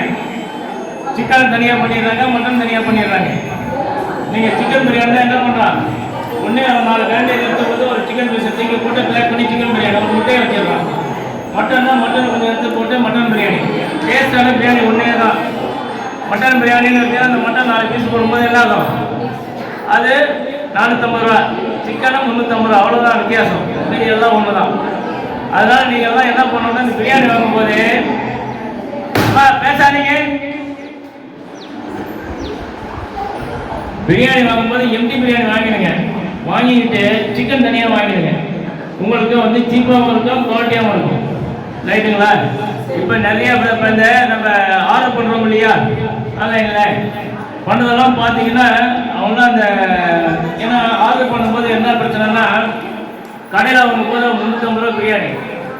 இதை ஆர்டர் பண்ண இப்போ அவங்க வாங்கணும்னா 80% அது பெர்சன்டேஜ்லாம் நிறைய கொடுங்க. 150 ரூபானா இவங்க 70 ரூபா இவனுக்கு கொடுக்கணும். அப்போ அவனுக்கு பிரியாணி எவ்வளோ? 150 ரூபா 70 ரூபாய் போச்சுன்னா மீதி தான், அவனுக்கு அது நஷ்டம். இருந்தாலும் பிஸ்னஸ் பண்ணணும்னு கொடுப்பான். அப்போ இவங்களாம் கேட்கும்போது என்ன பண்ணுவாங்கன்னா அந்த மிச்சம் மீதிலாம் நிறையா வரும் இல்லையா, அதெல்லாம் சூஸ் பண்ணி பேக் பண்ணி கொடுத்துருவானுங்க. கொடுத்துட்டாங்கன்னா நீங்கள் வாங்கி சாப்பிடுவீங்க. இப்போ அதுக்கு சர்வீஸ் சார்ஜும் தனியாக போடலாம். அப்போ எதாக இருந்தாலும் ஆன்லைனில் வாங்குறது எப்படின்னு நமக்கு தெரியாது. நேராக போய் உட்காந்து இல்லை நேராக போய் வாங்கின்னு வச்சுக்கோங்க, உங்களுக்கு நிறைய மிச்சம். அதாவது நல்ல பிரியாணியும் கொடுப்பான், ரெண்டாவது விலையும் கம்மியாக இருக்கும். ஏன்னா இவங்க என்ன பண்ணாங்கன்னா 350 சர்வீஸ் சார்ஜ் ஒரு 20 ரூபா 25 ரூபான்னு போட்டு தனியாக அதுவும் போட்டு வாங்கிடுறாங்க. இப்போ அதுலேயும் உங்களுக்கு லாபம். ஸோ சாப்பிட்ற உணவு தரமாக இருக்கணும்னா நம்ம கொஞ்சம் முயற்சி செஞ்சு தான் போகணும். சோம்பேறித்தனம் போட்டோம்னா மாட்டிக்குவோம். அதுமாதிரி சிக்கன் எல்லாமே இப்போ பீஸா பர்கர் எல்லாமே வருது. பார்த்தீங்கன்னா என்ன ஃப்ரிட்ஜில் வச்சு ஏதோ போட்டு, அதாவது இந்த புரோட்டாலாம் வாங்குறீங்க இல்லையா, இந்த கொத்து புரோட்டா இதெல்லாம் வாங்க, சிக்கன் புரோட்டாலாம் முன்னெல்லாம் என்ன பண்ணுவோம்னா சூட புரோட்டா போட்டு 2-3 புரோட்டா பிச்சு போட்டு அதில் முட்டையை ஊற்றி நம்ம கண்ணு முன்னாடி கொடுப்போம். இப்போல்லாம் என்ன பண்ணிட்டாங்கன்னா இந்த புரோட்டாலாம் நிறைய போட்டு வைப்பாங்க. அந்த சேல்ஸ் ஆகிற புரோட்டாலாம் என்ன பண்ணுவாங்கன்னா சூடாக்கி போட்டு ஒரு டின்னில் வச்சுருப்பாங்க. நீங்கள் முட்டை புரோட்டாலாம் அது 2 நாள் முன்னாடி கூட இருக்கலாம், சொல்ல முடியாது. அவன்கிட்ட நிறைய அந்த மிச்சமாகிறதெல்லாம் பிச்சு அதில் போட்டு வச்சுருப்பான். முட்டை புரோட்டா சிக்கன் புரோட்டா கேட்குறது என்ன பண்ணுவோம், அதுலேருந்து அள்ளி போட்டு அதை கூட நம்ம முன்னால் கண்ணு இதெல்லாம் ஊற்றி கொடுப்பான். கேட்டோன்னா போதாங்க பிச்சு போட்டோம்ப்பா. ஸோ இந்த முட்டை புரோட்டா வாங்குறது, சிக்கன் புரோட்டா வாங்குறது இதெல்லாம் பார்த்தீங்கன்னா கொத்து புரோட்டான்னு போனாலே இந்த மாதிரி தான் கொடுப்பாங்க. அதனால் நீங்கள் அதெல்லாம் போய் வாங்கினீங்கன்னா எப்போ நீங்கள் அது வேணும் புதுசாக புரோட்டா எடுத்து பிச்சு போட்டு கொடுறான்னு சொல்லிட்டு கையில் கேட்டு வாங்கணும். நீங்கள் ஆர்டர் பண்ணிங்கன்னா ஏன்னா முட்டை புரோட்டா பொறுத்தவரைக்கும் 4 நாள் இருந்தாலும் 5 நாள் ஒன்றும் தெரியாது, வயதாக தானே. ஒரு 5 நாள் பழசை எடுத்து தூக்கி போட்டு பேக் பண்ணி கொடுத்துருவாங்க. அதனால் நீங்கள் ஃப்ரெஷ்ஷாக பார்க்கணுன்னா நேராக போய் வாங்குறது முக்கியம். அதனால் உணவுப் பொருள் ரொம்ப ரொம்ப முக்கியம். அதுக்கு நிறைய சட்டங்கள் இருக்குது. அதே மாதிரி இன்னைக்கு இந்த தண்ணியெல்லாம் முன்னாடி பார்த்தீங்கன்னா ஐஎஸ்ஐ மட்டும்தான். இப்போ என்னன்னா உணவுப் பொருள் பாதுகாப்புலேயே வந்துடுச்சு. உணவுப் பொருள்னா நம்ம வாயால் சாப்பிட்றது குடிக்கிறது எல்லாமே இப்போ உணவுப் பொருள் சட்டத்தில் வந்துடுச்சு. முன்னால் தண்ணியெல்லாம் உணவுப் பொருள் வராது. இப்போ இது உணவுப் பொருள் வச்சு இப்போ அவங்களும் போய் கம்பெனி டெஸ்ட் பண்ணுவாங்க. அதனால் உணவுப் பொருள் பொறுத்த வரைக்கும் பாதுகாப்பு ரொம்ப முக்கியம். அது தான் நம்ம ஹெல்த்தை பெரிய அளவில் பாதிக்கும். அதனால் உணவுப் பொருளை பாதுகாப்பாக பாருங்க. ரைட்டுங்களா? இன்னும் ஒன்றும் கஷ்டமாக இல்லையா? ஒரு 2 நிமிஷம் டீ முடிச்சாலும் பேசிக்கோங்க. சொல்ல முடியாது. இப்போ கடையில் இருக்குது, போகிறோம் வாங்கி கொடுக்க சொல்கிறாங்க, அழுகுறாங்க, ரோட்லேயே பண்ணிட்டு விடுறாங்க. ஒரு பிள்ளைங்க கேட்கும், இன்னொரு பிள்ளைங்க கேட்காங்க. அந்த குறுக்குறை நல்லது இல்லைன்னு கவர்மெண்ட் தான் சொல்கிறாங்க, டாக்டர் சொல்கிறாங்க. ஆனால் ஒரே ஒரு விஷயம் என்னன்னா, கவர்மெண்ட்டை பொறுத்த வரைக்கும் என்னன்னா அவங்களுக்கு அந்த வருமானம் ரொம்ப முக்கியம். ரைட்டுங்களா? அவங்க என்னன்னா அப்படி பார்த்தீங்கன்னா தண்ணி ஒயின் ஷாப் தான் இன்னைக்கு பெருசாக ஓடிட்டு இருக்கு. ரைட்டா? ஒயின் ஷாப்பு என்ன பண்ணாங்க, குடியை கெடுத்துக்கிறாங்க. கெடுத்துக்கிறாங்க. இப்போ பார்த்தீங்கன்னா குடியை கெடுத்துங்கிற வார்த்தையை எடுத்துட்டாங்க, தெரியுமா? அதாவது பாட்டில் எல்லா வீட்டில் வாங்கிட்டு வந்து யாராவது வச்சுருந்தாங்கன்னா பாருங்க, குடி முன்னாடி குடியை கெடுக்கும், உடல் நலத்தை கெடுக்கணும், அதெல்லாம் டேரக்ட் மாற்றிட்டாங்க. இப்போ நீங்கள் சொன்ன மாதிரி குடிக்காதுன்னு சொல்லி உணவு சொல்றீங்களே, அதை தயார் பண்ணுற கம்பெனி விட்டுமோன்னா என்னங்கிறது தான் நீங்கள் கேட்குறது இல்லையா? அவங்க என்ன சொல்கிறாங்க, கம்பெனி விட்டுமோன்னா நாங்கள் பொலை போட்ட முடியாது, கவர்மெண்ட் நடத்த முடியாது, நீங்கள் குடிக்காமல் திருத்திக்கோங்க.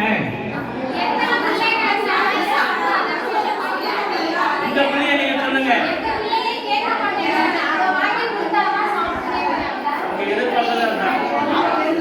அதுதான் இப்போ இந்த விழிப்புணர்வுங்கிறது அதுதான்.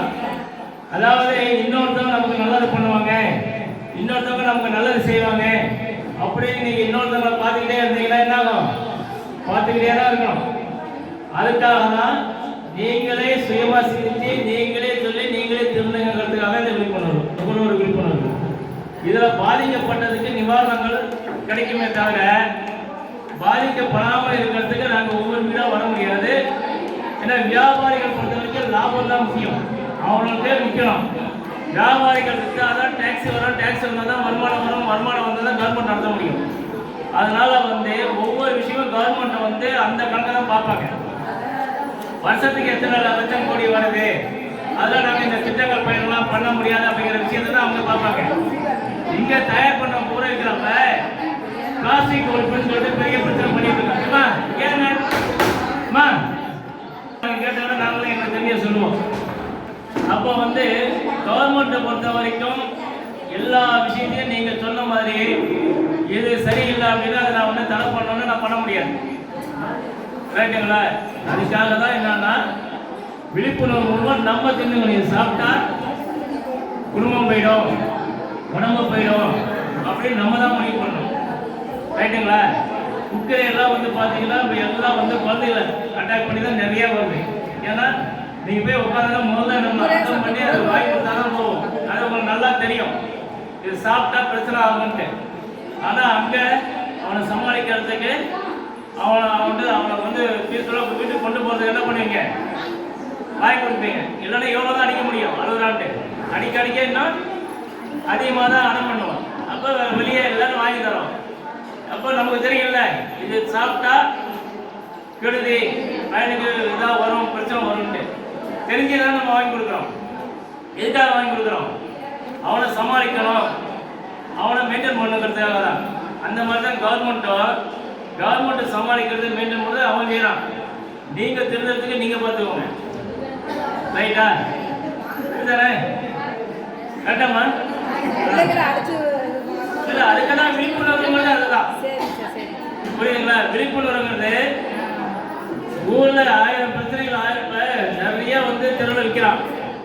விற்கும் போது எல்லாத்தையும் நம்ம வாங்கிடுறோமா? நமக்கு எது தேவையோ, எது பிடிக்குமோ, எது விலை நமக்கு ஏற்ற மாதிரி இருக்கோ அதை வாங்குறோம். அதே மாதிரி ஊரில் 1000 வரும். உங்களுக்கு எது பிடிக்குதோ அதை தேர்ந்தெடுத்து வாங்குங்க. அந்த ஒரு சிந்தனை சுய அறிவு வேணுங்கிறதுக்காக தான் இந்த விழிப்புணர்வு. அவன் ஏன் விற்கிறான்? இந்த நாயகன் படுறது அந்த 4 பேர் திருந்த சொல்லணும். நான் திருந்த மாட்டல, அதுக்கெல்லாம் வாய்ப்பே இல்லை. அவன் திருந்த மாட்டான், நீ திருந்தனா உனக்கு நல்லது, இல்லைன்னா நீயும் அவன் மாதிரி போகணும், அவ்வளோதான். ரைட்டுங்களா? அதனால இன்னொருத்தர் திருந்த சொல்லி இன்னொருத்தர் மேலே பழைய போடுறது, முறைய சொன்னீங்கன்னா என்ன ஆகும்? கடைசி வரைக்கும் நம்ம இப்படியே தான் இருக்கும். அதனால அவங்க குறைகள் பிரச்சனை எதானாலும் அவன் மாறி போயிட்டே இருக்கும். உணவு பொருள் ஏதாவது உங்களுக்கு இது இருக்கா? இந்த மாதிரி நிறைய இருக்கு. ஆனால் ஒவ்வொரு சப்ஜெக்டையே பேசணும்னா ஒரு நாளைக்கு பேசலாம். அதனால தான் நான் விட்டு பேசியிருக்கேன். உங்களுக்கு பேசிக் தெரிஞ்சால் போதும். இதில் பிரச்சனை இருக்கு. இது மொத்தத்தில் ஒரே ஒரு விஷயம் தான். நீங்கள் சுயமாக இன்னொருத்தர் சொல்றதை கேட்காம உங்களுக்கு உடம்புக்கு இது சாப்பிட்டா ஏற்றுக்கோ, இது சாப்பிட்டா ஏற்றுக்கோன்னு உங்களுக்கு தெரியும். இப்போ ஏற்றுக்காத ஒரு விஷயத்தை நான் கம்பல் பண்ணி உங்களுக்கு கொடுத்தா என்ன பண்ணுவீங்க? ஐயோ அவர் 10 நிமிஷம் சொல்லிட்டாரு, கம்பல் பண்ணிட்டாரு, சரி அவருக்காக நான் சாப்பிடலாம் அப்படின்னு நீங்கள் சாப்பிட்டீங்கன்னா என்ன ஆகும்? நான் கொடுத்து நான் போயிடுவேன். நீங்கள் உட்காந்துக்கிட்டு அவஸ்தைப்பட்டுக்கிட்டு மெடிக்கலுக்கு போயிட்டு உட்காந்துருக்கணும். அப்போ அந்த பாதிப்பு உங்களுக்கு இருக்கா? அதே தான் அவேர்னஸ். மற்றவங்க சொல்கிறாங்க போகிறாங்கிறதுக்காக தான் நீங்கள் செய்யறது. உங்களுக்கு எது சரியா அது செய்யுங்க, அவ்வளோதான். ரைட்டுங்களா? இப்போ உணவு பொருள் ஒன்றும் பாதிப்பு உங்களுக்கு எது இல்லையே. சரி, உணவு பொருள் முடிச்சாச்சு. அடுத்தது கேஸுக்கு போகலாமா? கேஸு அது என்ன? இப்போ எல்லா வீட்லையும் கேஸ் இருக்கு இல்லையா? இருக்கா? முன்னெல்லாம் என்ன பண்ணுவோம்? போய் விறகு வெட்டி முள்ளை வெட்டி கொண்டு வந்து அடுப்பு வைப்போம். ஒரே புகையாக இருக்கும், தும்பிக்கிட்டு உட்காந்துருப்போம். அது நல்லா இருந்துச்சு. ரைட்டா? அதுக்கு பிறகு என்னாச்சு? மண்ணெண்ணெய் போய் வாங்குவோம் போவோம். இப்போ மண்ணெண்ணையும் நிப்பாட்டிட்டாங்க, கட் பண்ணிட்டாங்க. அதனால இப்போ மண்ணெண்ணைக்கும் வழி இல்லை. அப்போ கேஸ் மட்டும் தான் நமக்கு. அப்போ கேஸ் வந்து எவ்வளோ முக்கியமோ அந்த அளவுக்கு அதில் ஆபத்து இருக்கு இல்லையா? அம்மா கடைசியில் இப்போ பேசுகிற ஆபத்து இருக்கா இல்லையா? எதில் ஆபத்து இருக்கு? அம்மா கடைசியா கேஸ் இல்லையா? சரி, கடைசியாக தானே கேள்வி கழித்து இப்போ பார்த்துக்கோங்க. அம்மா இந்த சைடு எதில் ஆபத்து இருக்கு? கேஸ் இல்லையா? சரி, அது என்னென்ன ஆபத்துன்னா, கேஸ் நம்ம வந்து முன்னெல்லாம் பார்த்தோன்னா ஃபோனில் சொல்லி புக் பண்ணி ஏஜென்சி கிட்ட இருந்து வரும். 4 நாள் 5 நாள் ஆகும். இப்போ நமக்கு ஆன்லைன்லேயே கேஸ் போகிறோம். ஆன்லைனில் புக் பண்ண என்ன ஆகும்? ஒன்று இன்னைக்கு வரும், இவ்வளோ ரேட்டுங்கிறத கொண்டு நமக்கு மெசேஜ் வந்துடுது. ஸோ அதில் அவன் ஏமாற்ற முடியாது. அப்போ அவன் அங்கேருந்து கேஸை கொண்டாடும் போது வீட்டில் கொடுத்துட்டு என்ன பண்ணுறான்? நம்ம பில்லு காசு 890 ரூபா ரைட் கொடுத்துட்றோம். அவன் என்ன கேட்குறான்? 50 ரூபா சேர்த்து கொடுமா, 100 ரூபா சேர்த்து கொடுன்னு கேட்குறானா? கேட்கும்போது என்ன பண்ணுறீங்க? நீங்களா கொடுக்கறதுங்கிறதே வேற. சரி அவங்க வந்து கொண்டாடுறான் இந்த 50 ரூபா அப்படி 30 ரூபா அப்படின்னு நம்மக்கிட்ட என்ன இருக்கோ அதுக்கு கொடுக்குறோம். இப்போ நிறைய பேர்ட்ட கேஸுக்கே பணம் இருக்காது, கேஸ் வாங்குறதே பணம் இருக்காது, பக்கத்தில் 4 பேர்கிட்ட கடன் வாங்கி சேர்த்து அந்த குழந்தை கொடுப்போம். அப்போ இவங்க கேட்குற 50 ரூபா நம்ம எங்கே கொடுக்குறது முடியாது இல்லையா? அப்பா வந்து கொடுத்தாதான் அவங்களும் கட்டாயப்படுத்துவான். கட்டாயப்படுத்தி கேட்டால் அந்த கேஸ் வேணாம்னு சொல்லிடுங்க. ஏஜென்சிக்கு புகார் கொடுத்தீங்கன்னா உடனடியாக நடவடிக்கை எடுப்பாங்க, உங்களுக்கு கேஸ் கொடுப்பாங்க. கட்டாயப்படுத்தி பணம் வாங்க வேண்டிய ரூல்ஸே கிடையாது. ரைட்டுங்களா? இது நம்மளா சரி கொண்டாடலாம், மாடி கொண்டாடலாம், நம்மளா பார்த்து கொடுக்கறது தான். நம்ம இருந்தால் தான் கொடுக்க முடியும், இல்லைன்னா நம்ம எப்படி கொடுக்குறது? அதனால் அது ஒன்று பார்த்துக்கோங்க. அதுக்கு கேஸ் ஏஜென்சிக்கு ஒன்று சொல்லுங்கள். ஏஜென்சி நடவடிக்கைகள்லாம் அவங்க மேலே ஆக்ஷன் எடுக்கலாம். ரைட்டுங்களா? இதெல்லாம் வந்து நான் உங்களுக்கு சொல்கிறேன். இப்போ கேஸ் வந்து அது முடிஞ்சு போச்சு. இன்னொரு விஷயம் என்னென்னா, கேஸ் வாங்கி என்ன பண்ணுவீங்க, 2 கேஸ் எப்படி வச்சுருப்பீங்க. ஒன்று அடுப்பில் இருக்கும், ஒன்று வெளியில் வச்சுருப்பீங்க. வெளியில் எம்டியாக இருக்கும், மாற்றி மாற்றி வைப்பீங்க. அப்போ கேஸ் புக் பண்ணிடுவாங்க. அடுப்பில் வச்சோன்னா என்ன பண்ணுவீங்க, ஒரு 10 நாள் வச்சு கேஸ் இதுன்னு சொல்லிட்டு அட்வான்ஸாக புக் பண்ணிடுவீங்க. புக் பண்ணோன்னா கேஸ் கொண்டாடுறோம் இல்லையா? என்ன பண்ணுறீங்க கேஸை? இப்போ அந்த எம்டி அங்கே இருக்குது, அப்படியே இப்போ வச்சுட்டு நீ எடுத்துகிட்டு போகணும் அப்படின்னா சொல்கிறோம். எம்டி அங்கே இருக்கு, எடுத்துகிட்டு போகணும்னு சொல்கிறோம். நம்ம எம்டியை வச்சு வந்து கேஸை வச்சுட்டு எம்டி எடுத்துகிட்டு போயிடலாம். அப்போ என்ன ஆகுன்னா, ஒரு 10 நாள் வச்சு கேஸ் என்ன போனால் அந்த கேஸில் பாதி இருக்காது. அதுக்கு ஏஜென்சியில் நான் கமிட்டி மெம்பர், நான் அதுலேயும் மெம்பராக இருக்கனால ஏஜென்சி ஒவ்வொரு மீட்டிங்கும் நடக்கும். அதில் பேசும்போது அவங்க என்ன சொன்னாங்கன்னா, நீங்கள் கேஸ் கொண்டு வைக்கும்போது நீங்கள் அந்த சீல் வச்சு போட்டிருப்பாங்களே, சீலை உடச்சி அதை டெஸ்ட் பண்ணி பாருங்கள். ஏன்னா அந்த வாசலில் லைட்டாக லீக் ஆகும், அது நமக்கே தெரியாது. ஒரு நீங்கள் 10 நாள் வச்சு 15 நாள் அதை எடுக்கும்போது என்னாச்சுன்னா அந்த லீக்கு கொஞ்சமாக போய் வெயிட்டு குறைஞ்சிடும். இந்த மாதிரி நான் கேஸ்லாம் நடத்தியிருக்கேன், நிறைய பண்ணி கொடுத்துருக்கேன். அது கடைசியாக என்ன கேஸ் நடத்துனாலும் உங்களுக்கு சொல்கிறேன். அப்போ அதை நீங்கள் செக் பண்ணி பார்த்துக்கோங்க. அது பார்த்துக்கிட்டிங்கன்னா உங்களுக்கு நல்லது. ஒன்று. இன்னொரு விஷயம், இந்த கேஸு வந்து நம்ம ரெகுலேட்டரு, டியூப்பு, வாஷர் ரொம்ப முக்கியம் இல்லையா? அப்போ இது என்ன பண்ணுவோம்னா, நம்ம ஏஜென்சிக்கிட்ட போனப்போ வாஷர் இதெல்லாம் பார்த்தீங்கன்னா டியூப்லாம் பார்த்தீங்கன்னா ஒரு 3 வருஷம் ஓட்டலாம், 4 வருஷம்னு ஒரு கணக்கு வச்சுருப்பாங்க. அதுக்கப்புறம் ஏஜென்சி வந்து மாற்றி வர சொல்லி கேட்பாங்க. நம்ம மாற்றணும்னா 1500 கேட்பாங்க இதெல்லாம் மாற்றி கொடுக்குறதுக்கு. அப்போ என்ன பண்ணுவோம்னா, நமக்கு சம்பளம் ரெகுலராக பண்ணிட்டு இருக்காங்க இல்லையா, நம்ம நல்லா பழக்கமாகிடுவோம். அவங்க பேர் தெரியும், ஏதாவது தேவைனாலும் ஃபோன் அடிச்சு எப்போ கேஸ் வரும்போ கொண்டு கொடுப்பான். அப்போ என்ன பண்ணால், நீங்கள் ஏமா ஏஜென்சிக்கு போகிறேன், நீங்கள் ஒரு 600 ரூபா கொடு, அங்கே போனால் 1500 600 ரூபா கொடு, நான் வாங்கி தரேன்ட்டு இங்கே வெளியில் போய் ஐஎஸ்சி இருக்கிற டீப்பு ரெகுலேட்டர்லாம் வாங்கிட்டு வந்து கொடுத்து போட்டுருவோம். அப்போ அதில் பிரச்சனை ஆச்சுன்னா, ஏன்னா கேஸு வந்து நம்ம வச்சுருக்கோம் இல்லையா, நமக்கு வந்து 10 லட்சம் வரைக்கும் இன்சூரன்ஸ் இருக்குது. யாருக்கா தெரியுமா? தெரிஞ்சால் சந்தோஷம், தெரியாதவங்க கேட்டுவாங்க. 10 லட்சம் வரைக்கும் இன்சூரன்ஸ் இருக்குது. எதாவது ஆபத்துனா அந்த இன்சூரன்ஸ் பணம்லாம் எப்போ வரும்னா, கேஸ் அந்த டீப்பு, இந்த 24 டீப்பு, ரெகுலேட்டரு இதெல்லாம் வந்து கம்பெனியுடைய ஸ்டாண்டர்டாக இருந்தால் மட்டும்தான் உங்களுக்கு அந்த இன்சூரன்ஸ் வரும். இந்த மாதிரி வெளியில் நீங்கள் வந்து காசு கம்மியாக இருக்கணும் வாங்கி போட்டிங்கன்னா வராது. ஏன்னா ரெகுலேட்டரில் என்ன பண்ணுவாங்கன்னா, அவங்க சீரியல் நம்பர் போட்டு அந்த ஏஜென்சிலாம் நோட் பண்ணி வச்சுக்கிட்டு அவங்க தான் ஒவ்வொரு ட்ரிப்பும் உங்களுக்கு கொடுப்பாங்க அந்த ரிப்போர்ட்டு. அப்போ அது இல்லைன்னா உங்களுக்கு பாதிப்பு வரும். ரெண்டாவது, வெளியில் மார்க்கெட்டில் வாங்கும்போது அது காசு போனாலும் அது லீக் அடிக்கடி ப்ராப்ளம் ஆகும், சிக்கல் வர்றதுக்கு நிறைய வாய்ப்புகள் இருக்குது. அதனால் நீங்கள் அதுவும் பார்க்கணும். இன்னொரு விஷயம் என்னென்னா, நான் இந்த கேஸ் ஏஜென்சியை வந்து கிட்டத்தட்ட நான் மேக்ஸிமம் எல்லாம் திட்டி லிஸ்ட்டு ஃபுல்லாகவே நான் ஹேண்டில் பண்ணியிருக்கேன். இப்போ என்னென்னா, இந்த கேஸு கொண்டாடுறாங்க இல்லையா, இப்போ வெளியூர்லாம் இப்போ தாய்மூர்லாம் அங்கெல்லாம் நிறையா ஃபுல்லாகவே நான் ரொம்ப தான் என்ன பண்ணாலும் ஒரு 20 கேஸு 20 சிலிண்டர் 30 சிலிண்டர் ஒரு இடத்துல கொண்டு போட்டுருவாங்க. போட்டுட்டு என்ன பண்ணுவாங்கன்னா, இல்லையா இந்த கேஸ் இருக்கிற சிலிண்டர் என்ன பண்ணுவோம், ஒரு ராடு ஒன்று இருக்குது. அந்த ராடு வந்து வச்சு அந்த எம்டி சிலிண்டர் மேலே அப்படியே அந்த கேஸ் இருக்கிற சிலிண்டர் வச்சிங்கன்னா அது அப்படியே கேஸ் அப்படியே எம்டி சிலிண்டருக்கு வரும்.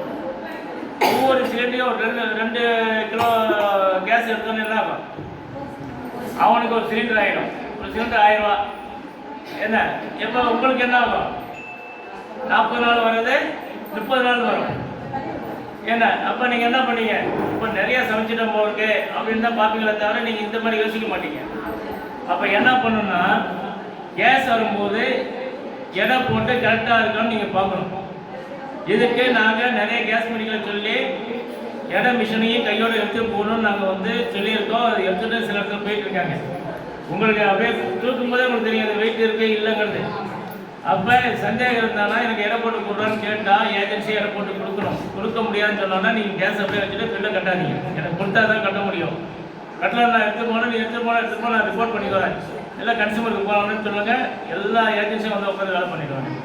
ஸோ அதனால் வந்து நீங்கள் கேஸை பொறுத்த வரைக்கும் இதெல்லாம் முக்கியமான விஷயம் பாருங்கள். ரெண்டாவது, நைட்டு படுக்கும்போது கேஸை ஆஃப் பண்ணிடணும். ஏன்னா ஓப்பன்லேயே வச்சுருந்தீங்கன்னா எப்பயுமே நிறைய பேர் அப்படி பண்ணாங்க. ஆஃப் பண்ணுறதுலாம் மேக்ஸிமம் இல்லை. எல்லா ஜன்னலையும் நைட்டு மூடிடுவோம். ஏன்னா எலி வரும் கொசு வரும்ட்டு அது ஆஃப் பண்ண மாட்டோம். அடுப்பில் வந்து போயிடுவோம். அது ஏதோ ஒரு சின்ன லீக் வாட்ஸ்அப்பில் எடுத்துட்டு நீங்கள் அப்படியே வரும். ஒரு மாதிரி லைட்டாக வாட வரும். நீங்கள் காலையில் எழுந்து வந்தோடனே என்ன பண்ணுவீங்க? நேராக போய் லைட் எடுத்து டக்குன்னு வாடிப்பீங்க. அந்த வாடையில் குப்பூடாயிடும். ஸோ அதெல்லாம் வந்து எப்போ வரும், எப்போ பாதுகாப்பு இல்லாமல் போகும்போது நமக்கு தெரியாது. அதனால எப்பயுமே வந்து நைட்டு ஆஃப் பண்ணி வச்சுருங்க. அது பிறகு ஏதாவது கேஸில் ஏதாவது ப்ராப்ளம்னா நீங்கள் மட்டும் ஏஜென்சி சொல்லுங்கள். இல்லைன்னா கடைசியாக என்னுடைய நம்பர் தரேன். நீங்கள் நம்பர் சொன்னீங்கன்னா எந்த பொருளாக இருந்தாலும் அதுக்கு இமீடியட்டாக நாங்கள் வந்து நடவடிக்கை எடுப்போம். ரைட்டுங்களா? அதே மாதிரி இந்த கேஸில் வந்து நம்ம பாட்டி பேரில் இருக்கும், தாத்தா பேரில் இருக்கும், மற்றவங்க பேரில் என் பேர்லையா வச்சுருப்போம். திடீர்னு அவங்க வந்து ஏதோ ஒரு காலத்தில் இறந்து போயிடுறாங்க. இறந்து போனோடனே என்ன ஆகும்? செக் பண்ணிவிட்டு அதை வந்து கேஸு கேன்சல் ஆகிட்டு அவங்க வந்து பண்ணணும்பாங்க. நீங்கள் வாரிசை மாற்றணும்னா என்ன பண்ணுவாங்க? போய் கேட்குறீங்க, அந்த இறந்துட்டாங்க, நம்ம வந்து நான் பையன் ஏதோ ஒன்று சொல்லி நம்ம கேட்குறோம். கேட்கும்போது என்னன்னா அதெல்லாம் பண்ண முடியாதுன்னு சொல்ல முடியாது. உடனடியாக அவங்க வந்து என்ன பண்ணுவாங்க? பாட்டி இறந்துட்டாங்கன்னா பாட்டியுடைய சொந்தம் அந்த பிளட் சர்க்கிள் தான் நீங்கள் அப்படிங்கிறது அந்த வாரிசு சர்டிஃபிகேட்டு, அந்த பில்லு இருக்கு இல்லையா அம்மா, அந்த பில்லை முக்கியம். நீங்கள் 20 வருஷத்துக்கு முன்னாடி வாங்கியிருப்பீங்க, பாட்டி இப்போ தான் இறந்துருப்பாரு. பேரை மாற்றணும்னா அந்த ஏஜென்ட் பில்லு முக்கியம். அது இருந்தால் தான் மாற்ற முடியும். பில்லு வாரிசுலாம் வச்சு போய் கொடுக்கும்போது என்ன பண்ணுவாங்க? அப்போ நம்ம வாங்கும்போது 1000 ரூபா டெபாசிட் கட்டியிருப்போம். இன்றைக்கி 3500 ரூபா டெபாசிட். இப்போ என்ன பண்ணுவோம்னா 2500 ரூபா அடிஷனலாக நம்ம பணம் கட்டினா அவன் வந்து பேர் மாற்றி கொடுத்துடணும். இப்போ என்ன பண்ணாலும் பணம் கட்டுறது மட்டும் இல்லை, இப்போ புதுசாக நீ கீப்பு வாங்க, ரெகுலேட்டர் வாங்க, அதை வாங்க, இது வாங்கன்னு சொல்லிட்டு அதுக்கு ஒரு பில்லை போட்டுருந்தாங்க. ஸோ இதெல்லாம் வந்து பண்ணும்போது நீங்கள் ரைட்டாக கேட்கலாம். அதனால் கேஸை பொறுத்த வரைக்கும் எந்த பிரச்சனையாக கேட்கலாம். எதுக்கு சொல்கிறேன்னா இந்த செக் பண்ணி போகிறது ஒருத்தர் வந்து நம்ம புத்தானத்தம் தெரியுமா, விராலிமலை தோர்மச்சி, அங்கே ஒரு பாட்டுக்கு இதே மாதிரி நடந்து அவங்க வந்து கம்ப்ளைண்ட் பண்ணி நான் ஏஜென்சிக்கான நோட்டீஸ் அனுப்பி அவங்க வந்து செக் பண்ணி அவங்க புது கேஸை வச்சு எடுத்துட்டு போகணும். ஏன்னா இடம் வச்சது அவங்க இன்னும் உண்மையாக ஃபுல்லாக இருக்காங்கன்னு நமக்கு தெரியாது. எடுக்கும் போது பாதி கேஸ் இல்லை, அதை அப்படியே வச்சுருந்து அப்புறம் டெஸ்ட் பண்ணி அவங்க மேலே ஆக்ஷன் எடுத்தவொடனே அவன் என்ன பண்ணால் ஏஜென்சி வந்து புதுசாக கொடுத்துட்டு எடுத்துகிட்டு போயிட்டான். ஏன்னா நம்ம அதுக்காக தான் அந்த அதுக்கு அதாவது ஒரு பிரச்சனை நடந்த பிறகு நம்ம அறையிறதை காட்டிலும் வருமானம் காப்புங்கிற மாதிரி நம்ம எச்சரிக்கையாக இருக்கிறது நமக்கு நல்லது. அவ்வளோதான். ரைட்டுங்களா? கேஸில் ஏதாவது உங்களுக்கு டவுட் இருக்கா? இல்லை. ரைட். அடுத்தது வந்து இந்த நகைக்கு போகலாமா? அம்மா நகை கடைக்கு போகலாமா? நகையில வந்து இன்னைக்கு வந்து நகைனாலே நமக்கு ஒரு மூஞ்சில் அப்படியே ஒரு சந்தோஷம் வந்துடும் இல்லையா? நகை கடைக்குனாலே ஒரு சந்தோஷம் வந்துடும். இப்போ நகை கடையெல்லாம் பார்த்தீங்கன்னா சின்ன கடையாக வைப்பாங்க. ஒரு 6 மாதத்தில் பார்த்தீங்கன்னா பெரிய மாளிகையாக ஓப்பன் பண்ணுவாங்க. நீங்கள் நகை கடையெல்லாம் பாருங்கள், ஒரு பிரான்ச் இல்லை, 60 பிரான்ச்சுங்களா, 70ங்களா, 80ங்களா, எங்கே கொள்ளடிக்கிறானுங்கிறது தெரியாது இல்லையா? இதெல்லாம் எங்கே அடிக்கிறான்? நம்ம மாதிரி ஆளுங்க தான் அடிக்கிறான். எப்படி அடிக்கிறான்னு தெரியுமா? இப்போ முன்னெல்லாம் பார்த்தீங்கன்னா பழைய நகைலாம் பார்த்தீங்கன்னு வச்சுக்கோங்க, ஒரு பவுனு செய்யணும்னா அதில் செம்பு கலக்கணும்.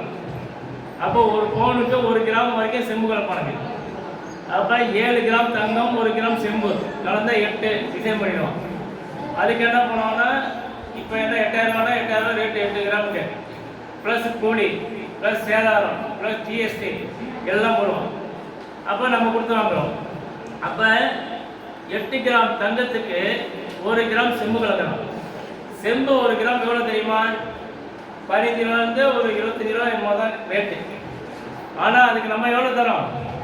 8000 ரூபா தரோம். நம்ம இது வரைக்கும் அதை எதாவது கேட்குறோமா? 8 கிராம் போகணும், அவ்வளோதான், புரிய போச்சு. அப்போ அந்த மாதிரி ஒரு பிரச்சனை நம்ம முன்னாடி எத்தனை புள்ளிம்போம், எத்தனை மச்சம்போம், இப்படிலாம் கேட்டுட்டு இருக்கோம் இல்லையா? இதெல்லாம் தரத்தை கொண்டு செம்போ ஒன்று கிளம்புவோம், கூட கிளம்புவோம், தங்கத்தை மாற்றுவோம், அதெல்லாம் பண்ணுவாங்க. இப்போ என்னன்னா அதுக்கு தான் ஹாலோ மார்க்கும் வந்திருக்கு 916 இல்லையா? இந்த 916ங்கிறது பியூரோ ஆஃப் இந்தியன் ஸ்டாண்டர்ட்னு சொல்லிட்டு சென்ட்ரல் கவர்மெண்ட்ல ஒரு நிறுவனம் இருக்கு. அந்த நிறுவனம் வந்து 1942ல் ஸ்டார்ட் பண்ணாங்க. அவங்களுடைய பணிகள் என்னன்னா, நுகர்வோருக்கு கொடுக்குற பொருள் தரமாக இருக்கா, பாதுகாப்பாக இருக்கா, நியாயமாக இருக்கான்னு சொல்லிட்டு டெஸ்ட் பண்ணி, அதுக்காக இது நாங்கள் டெஸ்ட் பண்ணிட்டோம், இந்த பாதுகாப்பான ஒரு முறையில் தான் இது இருக்குது, இந்த ப்ராடக்ட் இருக்குன்னு கொடுக்கறதுக்காக தான் அவங்க வந்து என்னென்னா ஐஎஸ்ஐ, ஹார்வல் மார்க்கு, சில்க் மார்க்கு, அக் மார்க்குன்னு நிறைய மார்க் இருக்கு இல்லையா? இது எல்லாமே என்னென்னா ஒவ்வொன்றும் ஒரு ஃபார்முலா இருக்குது. இப்போ தண்ணி இருக்கு இல்லையா? இதில் வந்து ஐஎஸ்சி முத்திரை இருக்கு பாருங்க. இந்த ஐஎஸ்சி முத்திரைகள் என்ன பண்ணுவாங்கன்னா, தண்ணி ஐஎஸ்சி முத்திரை இல்லாமல் தண்ணி ஊற்றினா மேலே ஆக்ஷன் எடுக்கலாம். ஐஎஸ்சி முத்திரைனா அந்த அவங்க என்ன பண்ணுவாங்கன்னா, அந்த கம்பெனியில் தான் வந்து லேபில் வந்து டெஸ்ட் பண்ணி இந்த ரேஷியோடு இது இருக்கணும், கலக்கணும், போகணும்னு ஒரு கணக்கை வச்சு கொடுப்பாங்க. அதில் தப்பாக இருந்துச்சுன்னா என்ன பண்ணுவாங்கன்னா அவங்க மேலே நடவடிக்கை எடுக்கணும். பியூரோ ஆஃப் இந்தியன் ஸ்டாண்டர்ட்னா இந்தியாவில் இருக்குது. தமிழ்நாட்டில் 3 இடத்துல இருக்குது. ஒன்று வந்து சென்னை, ஒன்று வந்து கோயம்புத்தூர், ஒன்று வந்து மதுரை. இந்த 3 இடத்துல இருக்குது. ஏன்னா இந்த பியூரோ ஆஃப் இந்தியன் ஸ்டாண்டர்டில் நாங்களாம் ஃபுல்லாக ட்ரைனிங் எடுத்து நாங்கள் ஒரு மெம்பர் மாதிரி தான் தெரியும். நிறைய அவேர்னஸ் காலேஜ் எல்லாம் நிறையா கூப்பிட்டு பண்ணிட்டு இருக்கோம் இந்த விஷயத்தெல்லாம். இந்த ஹால் மார்க் என்னன்னா 916. ஏன்னா முன்னாடி வந்து செம்மு கலந்தாங்க நம்ம பேசுவோம். 916னா நம்ம அந்த நகையை கொண்டு போய் கொடுத்தோம்னு வச்சுக்கோங்க, என்ன பண்ணுறாங்க, அதே ரேட்டு கிடைக்கிறானா? அப்போ 916 மட்டும் ஏன் அதே ரேட்டு கிடைக்கிறான்? யாருக்கா தெரியுமா? 916 கேடிஎம் போகும். அப்போ செம்பு வந்து 25 ரூபா கிராம், கேடிஎம் கலந்து தான் தங்கம் பண்ணுறான். கேடிஎம் வந்து தங்கத்துக்கு ஈக்குவலான விலை இருக்கும். ஈக்குவலான விலை இருக்கும்போது என்ன பண்ணுவோம், அதே ரேட்டுக்கு எடுக்கலாம். அப்போ இன்னைக்கு என்ன ரேட்டோ அந்த ரேட்டுக்கு கேடிஎம் வந்து 916 தான் எடுத்து வரோம், ரைட்டுங்களா? அப்போ இந்த 916ல் என்னென்ன இருக்கணும்? 916 மட்டும் இருந்தால் பத்தாது. இந்த பியூரோ ஆஃப் இந்தியன் ஸ்டாண்டர்ட் இருக்கு இல்லையா? அவங்க என்ன பண்ணுவாங்கன்னா, இந்த நகையை டெஸ்ட் பண்ணுறதுக்கு அவங்க ஒவ்வொன்றுக்கும் வந்துட்டு இருக்க முடியாது. அதுக்கு நம்ம ஏஜென்சி கொடுத்துருவோம் இல்லையா? அந்த மாதிரி அவங்க என்ன பண்ணுவாங்கன்னா, அவங்களுக்கு எல்லாம் ட்ரைனிங் கொடுத்து இந்த டெஸ்ட்டு இந்த வேல்யூவில் இப்படி இருக்கணும்னு சொல்லிட்டு டெஸ்ட் பண்ணி அவங்களுக்கு வந்து ஒரு லைசன்ஸ் கொடுப்பாங்க. ஹால்மார்க் சென்டர் அப்படின்னு பேர். அந்த ஹால்மார்க் சென்டரில் என்ன பண்ணுவாங்கன்னா, இந்த நகையெல்லாம் இருக்கு இல்லையா, டாக்டர் பூரா அந்த நகையை அவங்கள்ட்ட கொடுக்கணும். அவன் டெஸ்ட்டை பார்த்துட்டு அதில் பிஏஎஸ் 916 சீலை போடுவான். எந்த லைசன்ஸு எந்த கம்பெனிக்காரனோ அவன் வந்து அவனுடைய இது லோகோ இருக்கும். இது எந்த கடை விற்கிறான் இல்லையா, அந்த கடையுடைய லோகோ, அந்த நகை பண்ணாங்க இல்லையா ஆசாரி, அவங்களுடைய இது எல்லாமே அதில் இருக்கும். அப்படி இருந்தால் தான் 916 தரமாக இருக்கு, அவங்க சொன்ன அந்த டெஸ்ட்டில் கரெக்டாக இருக்குன்னு அர்த்தம். அதை விற்றால் தான் நம்ம அந்த கணக்கு. அது உங்களுக்கு நகையை வாங்கும் போதெல்லாம் தெரியாது, நிறையா ரொம்ப நுணுக்கமாக இருக்கும். அப்போ பார்க்கணும்னு நினச்சினா அவனை கேட்டீங்கன்னா அவன் லென்ஸ் கொடுப்பான். லென்ஸை வச்சு பார்த்தீங்கன்னா உங்களுக்கு அந்த லோகோலாம் இருக்கான்னு பார்த்துக்கலாம். நீங்கள் நகை வாங்கும்போது அதை பாருங்கள், ரைட்டுங்களா? இதில் வந்து என்னென்னா, இது வந்து தரமான நகை. அப்போ 916 தான் நம்பிக்கையாக வாங்கிடணும். ஆனால் இதுலேயே என்னென்னா 916லேயே என்ன பண்ணோம், நாங்கள் ஒரு கேஸ் நான் பண்ணதை சொல்கிறேன். ஒரு ஹால்மார்க் சென்டர் வந்து லைசன்ஸ் இல்லாமல் ஒன்றை வந்து ஆப்ரேட் பண்ணி நடத்திட்டு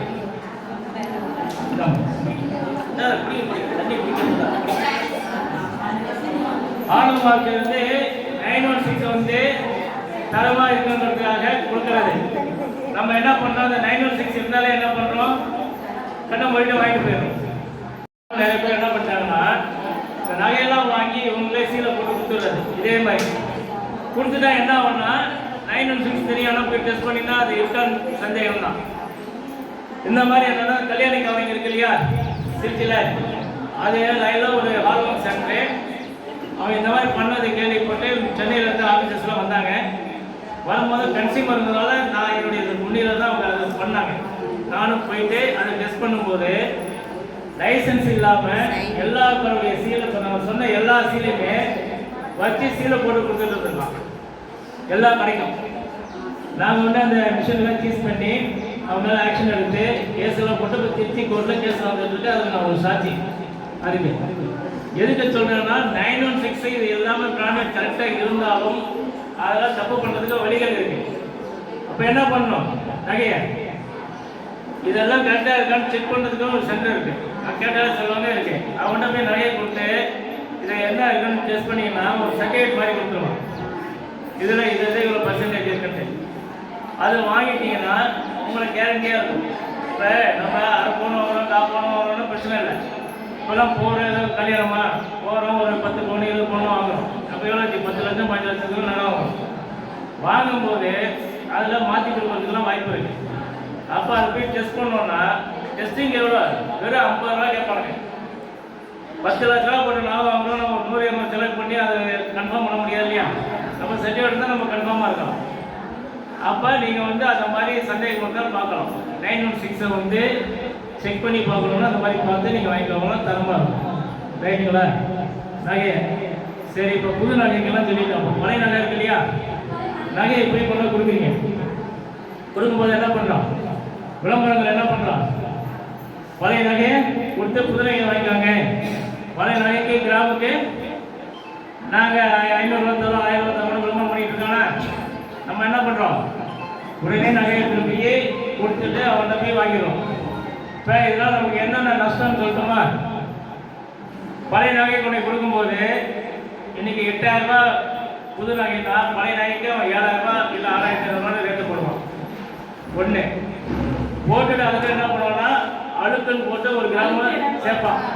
அழுக்கு இருக்குன்னு 1 கிராம 8000 ரூபா ஆச்சா அதையும் குறைப்பான். அப்புறம் என்னென்ன கணக்கு குறைச்சா என்ன பண்ணுவான்னா கடைசியாக ஒரு அமௌண்ட்டு நமக்கு வந்து ஃபிக்ஸ் பண்ணணும். அதுவும் என்ன தருவான்? நகையை மாற்றி வாங்கிறதுக்கு. ரைட்டா? அப்போ என்ன ஆகுன்னா ஒரு பழைய நகை கொடுக்கும்போது கூலி சேதாரம் எல்லாம் கொடுத்து வாங்குற நகையை தங்கம் கம்மியாகவும் அழுக்குங்கெல்லாம் சேர்த்து கொடுத்து பார்த்தீங்கன்னா அது பெரிய நீங்கள் அப்படி கணக்கு பண்ணிங்கன்னா தெரியும். 1 லட்ச ரூபா நகையை வந்து இப்போ கொடுக்கும்போது பார்த்தீங்கன்னா 50,000 போயிடும். அப்போ 50,000 அதில் லாஸ் ஆகிடும். புது நகைக்கு அப்படியே அதை கொடுத்து போகிறோம். புது நகை வாங்கும்போது என்ன பண்ணுவோம்? கூலி சேதாரம் எல்லாம் போட்டு வாங்குவோம். அதில் நம்ம ஒரு பெரிய மாட்டோம். ரைட்டா? 1.5 பவுன் நகையை எடுத்துகிட்டு போயிட்டு நகை வாங்குறோன்னா அவன் கொடுத்த ஒரு 500 1000 நம்பி ஆசைப்பட்டு போனோம்னா 1.5 பவுனுக்கு என்ன ஆகும்? 2 பவுனுக்கு நீ 1.5 பவுன் நகை வாங்குற மாதிரி போயிடும். அப்போ 1/2 பவுன் டோட்டல் லாஸ் ஆகிடுதா? நம்ம அதையே பெருமையாக பேசிட்டு இருக்கோம். பத்தியா? புது டிசைனாக ஏன்னா டிசைனாக வரும் வாங்கிடுறோம் இல்லையா? அப்போ நமக்கு பழைய நகையிலே பெரிய லாஸு. அதுக்கு என்னன்னா அந்த மாதிரி வைக்கிற கண்டிஷன் வந்தால் வீட்டிலே எலுமிச்சை பழம் சாறையும் இதையும் போட்டு நல்லா உங்களுக்கு நல்லா தொழில் தெரியும். க்ளீன் பண்ணிட்டு போனீங்கன்னா அந்த அழுக்கு இருக்கிறத வந்து அவன் அந்த கிராமம் சுத்தமாக தான் இருக்குது. எங்கேயும் அழுக்கு இருக்கிறேன்னா 1 கிராம் கொண்டு வச்சா 8000 மிச்சமாகிடுச்சா அந்த மாதிரி நம்ம போயிடலாம். அதனால நகையை பொறுத்த வரைக்கும் அது இப்போ சேதாரம் இருக்கு இல்லையா? கூலி ரைட்டு பெயிண்டிங்க்கு ஒரு கூலி போடுறான், டிசைனாக இருந்தால் ஒரு கூலி. சேதாரம் வந்து எதுக்கு போடுறான்? சேதாரம் எதுக்கு போடுறான்? வேஸ்ட் ஆகுது. எங்க குப்பையில கொட்டுறான்? இல்லை. சேதாரம் அப்படிங்கிறது ஒரு நகை செய்யும் போது அந்த தங்கம் வந்து வேஸ்டாக போகிறது, அதாவது பிசினில் போகிறதெல்லாம் வந்து சேதாரத்தில் வைப்பாங்க. அப்போ ஒரு பவுனுக்கு 1 கிராமு, 10 பவுன்னா ஒரு பவுனுக்கு ஒரு 8 கிராமுக்கு ஒரு கணக்கு போட்டு சேதாரம் போடுறோம் இல்லையா? அதுக்கு ஒரு அமௌண்ட் போட்டுடுறோம். இப்போ என்னன்னா நம்ம என்னைக்காவது சேதாரம் போட்டாங்கன்னா அந்த சேதாரத்தை கையில் போடுறான்னு கேட்டுருக்கோமா? நம்ம இல்லை. சேதாரம் அவன் என்ன குப்பையில் போடுவானாங்கிறது நமக்கு தெரியுமா? நிச்சயமாக போட மாட்டாங்கிறது நமக்கு நல்லாவே தெரியும். அந்த சேதாரம் போட நீங்கள் தான் வச்சிருக்க. அப்போ அந்த சேதாரத்தை கூட இல்லை, இந்த சேதாரத்தை கடி சேதாரம் போடாத. இது வரைக்கும் நம்ம எதாவது கேட்டுருக்கோமா? இதை பற்றி யோசிச்சிருக்கோமா? சொல்லுமா. அந்த ஒரு வேலைங்கிறது ஒருத்தர் மட்டும் செய்ய கிடையாது. அது 4 பேருக்கு வைக்கணும். அப்ப 4 பேருக்கு அந்த சேலம் டிவைட் பண்ணி கொடுப்பாங்க. ஒருத்தர் மட்டும் எடுத்துக்கிறது கிடையாது. ரைட்டா? ஆக அந்த சேதாரம் 4 பேர் இல்லை 10 பேர் இருந்தாலும் வேஸ்டா போறது இல்லை இல்லையா? இல்லம்மா, அதுதான் 4 பேர் இருந்தாலும் என்ன பண்ணுவாங்கன்னா நகை வாங்குறவங்க தங்கத்தை கொடுத்து நகை பண்ண சொல்றாங்க இல்லையா, அந்த சேதாரம் வந்து இவங்க 4 பேர் எடுக்க முடியாது. அந்த 4 பேர் எடுத்தாங்கன்னா சேதாரத்தை வந்து இவன் என்ன பண்ணுவான், அவன் கொடுக்குற கூலியில கழிச்சு விட்டுருவான். இப்போ நீங்க அந்த தொழில் இருப்பீங்க, ரைட், சொல்லுங்க. இல்ல நீங்க இங்க வாங்க, இங்க வாங்க சொல்லுங்க. இல்ல ரைட், இல்ல உங்க சந்தேகம் அதாவது சேதாரம் பொறுத்த வரைக்கும் அந்த சேதாரம் ஏதாவது வீணா போகுதா சொல்லுங்க. சேதாரத்தை இது வேலைன்னா நம்ம ஒதுக்கிறோமா? எல்லா வேலையிலயும் லாபம் இருக்காது சார். அம்மா லாபத்தை வந்து நான் பேசல, நான் சேதாரத்தை மட்டும் தான் பேசுறேன். செய்யறவங்க இருக்காங்க சார், மற்றதையும் செய்யறவங்க இருக்காங்க. இல்ல நான் சொல்றது வந்து நகைக்கடையில பொருள் வாங்குறீங்க, ரைட்டா? ஏமா பொருள் இல்ல இல்ல அவன் கேட்கறதுல கேட்கறேன். பொருள் வாங்குறீங்க, நகைக்கடையில வாங்கும் பொழுது சேதாரம் போட்டு போடுறோம். அந்த சேதாரம் நமக்கு யாருக்கும் யூஸ் ஆகாம போகுதா? நகைக்காலம் போகும்போது தங்க கட்டியை கொடுத்து 10 ரேட்டை கொடுத்து அதை ரேட்டை கொடுத்து இதெல்லாம் இந்த டிசைன் பண்ணி கொடுக்கலாம்னு சொல்லிட்டு டிசைன் மாடல் கொடுத்து பண்ணிடலாம் இல்லையா? அப்போ அதில் சேதாரம் வர்றதெல்லாம் என்ன பண்ணுவான் நகைக்கடைக்காரன், அப்படியே சரி சேதாரம் சரி அதை விட்டு உனக்கு இந்த கூலி கொடுத்துறான்னு போயிடறாங்க. சேதாரத்துனா இந்த கூலி, சேதாரம் வந்து எல்லாம் சேர்த்து கொடுத்துனா இந்த கூலி. இந்த மாதிரி அவன் என்ன பண்ணுவான்னா நகைக்கடைக்காரன் அதை வந்து பேலன்ஸ் பண்ணிடுவான். அந்த சேதாரத்தை நஷ்டம் இல்லாமல் அவன் என்ன பண்ணணுமோ நகைக்கடைக்காரன் பண்ணிடுவாங்க. ஆனால் பாதிக்கிறது இது அவங்க சொன்ன மாதிரி அவங்களுக்கு பாதிப்பு இருக்காங்கிறது இல்லை. ஆனால் நகைக்கடைக்காரனுக்கு எந்த பாதிப்பும் இல்லை, அவன் வந்து எல்லாமே பண்ணிடலாம். அப்போ நம்ம சேதாரத்தை வந்து சேதாரத்தையும் அந்த தங்கத்தையும் கொடுத்துட்டு அதுக்கு வந்து பணமும் கொடுக்கணும். இதே மாதிரி திருச்சிலேயே ஒரு ஃபாரின் லேடி பேப்பர்லாம் வந்துச்சுன்னு நினைக்கிறேன். என்ன ஆச்சு, இதே மாதிரி போய் கூலி சேதாரம் போட்ட உடனே அது அந்த கடையில் வந்து தயார் பண்ணியிருக்கு. சேதாரம்னா வேஸ்டேஜ் போட்டுக்கல, வேஸ்டேஜ் கொடு, தயார் பண்ணி பிரச்சனை பண்ணி கொடுக்கலன்னா வேஸ்டேஜ் எடுத்து அது எதுக்கு ரேட்டு போகிற எடு அப்படின்னு அது சண்டை போட்டு ஒரு பொம்பளை சண்டை போட்டு நகைக்காரர்கள் வழியே இல்லாமல் அந்த சேதாரத்தை ரிமூவ் பண்ணிட்டு அவன் கொடுத்துருக்கான். யாரு ஃபாரின் வந்து ஒரு லேடி வந்து வெட்டி வாங்கியிருக்கு. லோக்கல் இருக்கிற நம்மளால பண்ண முடியாதா? முடியும். சரி ரைட்டு, சேதாரம் வந்து பார்த்தீங்கன்னா எனக்கு ஒரு 15%, 20%, 30% போடலாம். நீங்கள் இதெல்லாம் கேள்வி கேட்டீங்க, இதெல்லாம் பொருள் கேட்டால் என்ன பண்ணுவாங்க? அட்லீஸ்ட் அந்த பெர்சன்டேஜாவது கொடுக்கலாம். ஒரு 20% போடுறான், நீங்கள் ரொம்ப சின்ன ஒரு 2% வந்து 18 இதுக்கு மேலே குறைக்க முடியாதுமா. நீ இந்த மாதிரி கேள்வி கொடுறான்னு உங்களுக்கு வச்சுக்கோங்க. ஐயோ என்ன பண்ணணும்னா சரி மாட்டி 10% சேர்த்து குறைக்கணும். அப்போ மொத்தமாக குறைக்கிறனாலும் குறைக்கிறது நமக்கு லாபம், நஷ்டத்தில் நமக்கு ஒரு லாபம், அவ்வளோதான். ஆனால் மொத்தமாக கிளியர் பண்ணது நம்ம அதெல்லாம் கேஸ் பண்ணுறதுக்குள்ள நிறைய வேலைகள் பண்ணிட்டு இருக்கோம். இதெல்லாம் வேஸ்டேஜ் டிக்கெட் போடக்கூடாது அப்படின்ட்டு நிறைய அந்த ப்ராப்ளம்லாம் நிறைய கிரியேட் பண்ணிட்டு இருக்கேன். நிறைய வேலைலாம் கேஸ்லாம் நிறைய கிரியேட் பண்ணியிருக்கேன். இப்போ அப்போல்லாம் முன்னாடி என்ன பண்ணுவோம்னா நமக்கு ஒவ்வொரு ஆதாரிகளும் தெரிஞ்சு அதெல்லாம் பத்திரிகைலாம் வச்சுருப்போம்.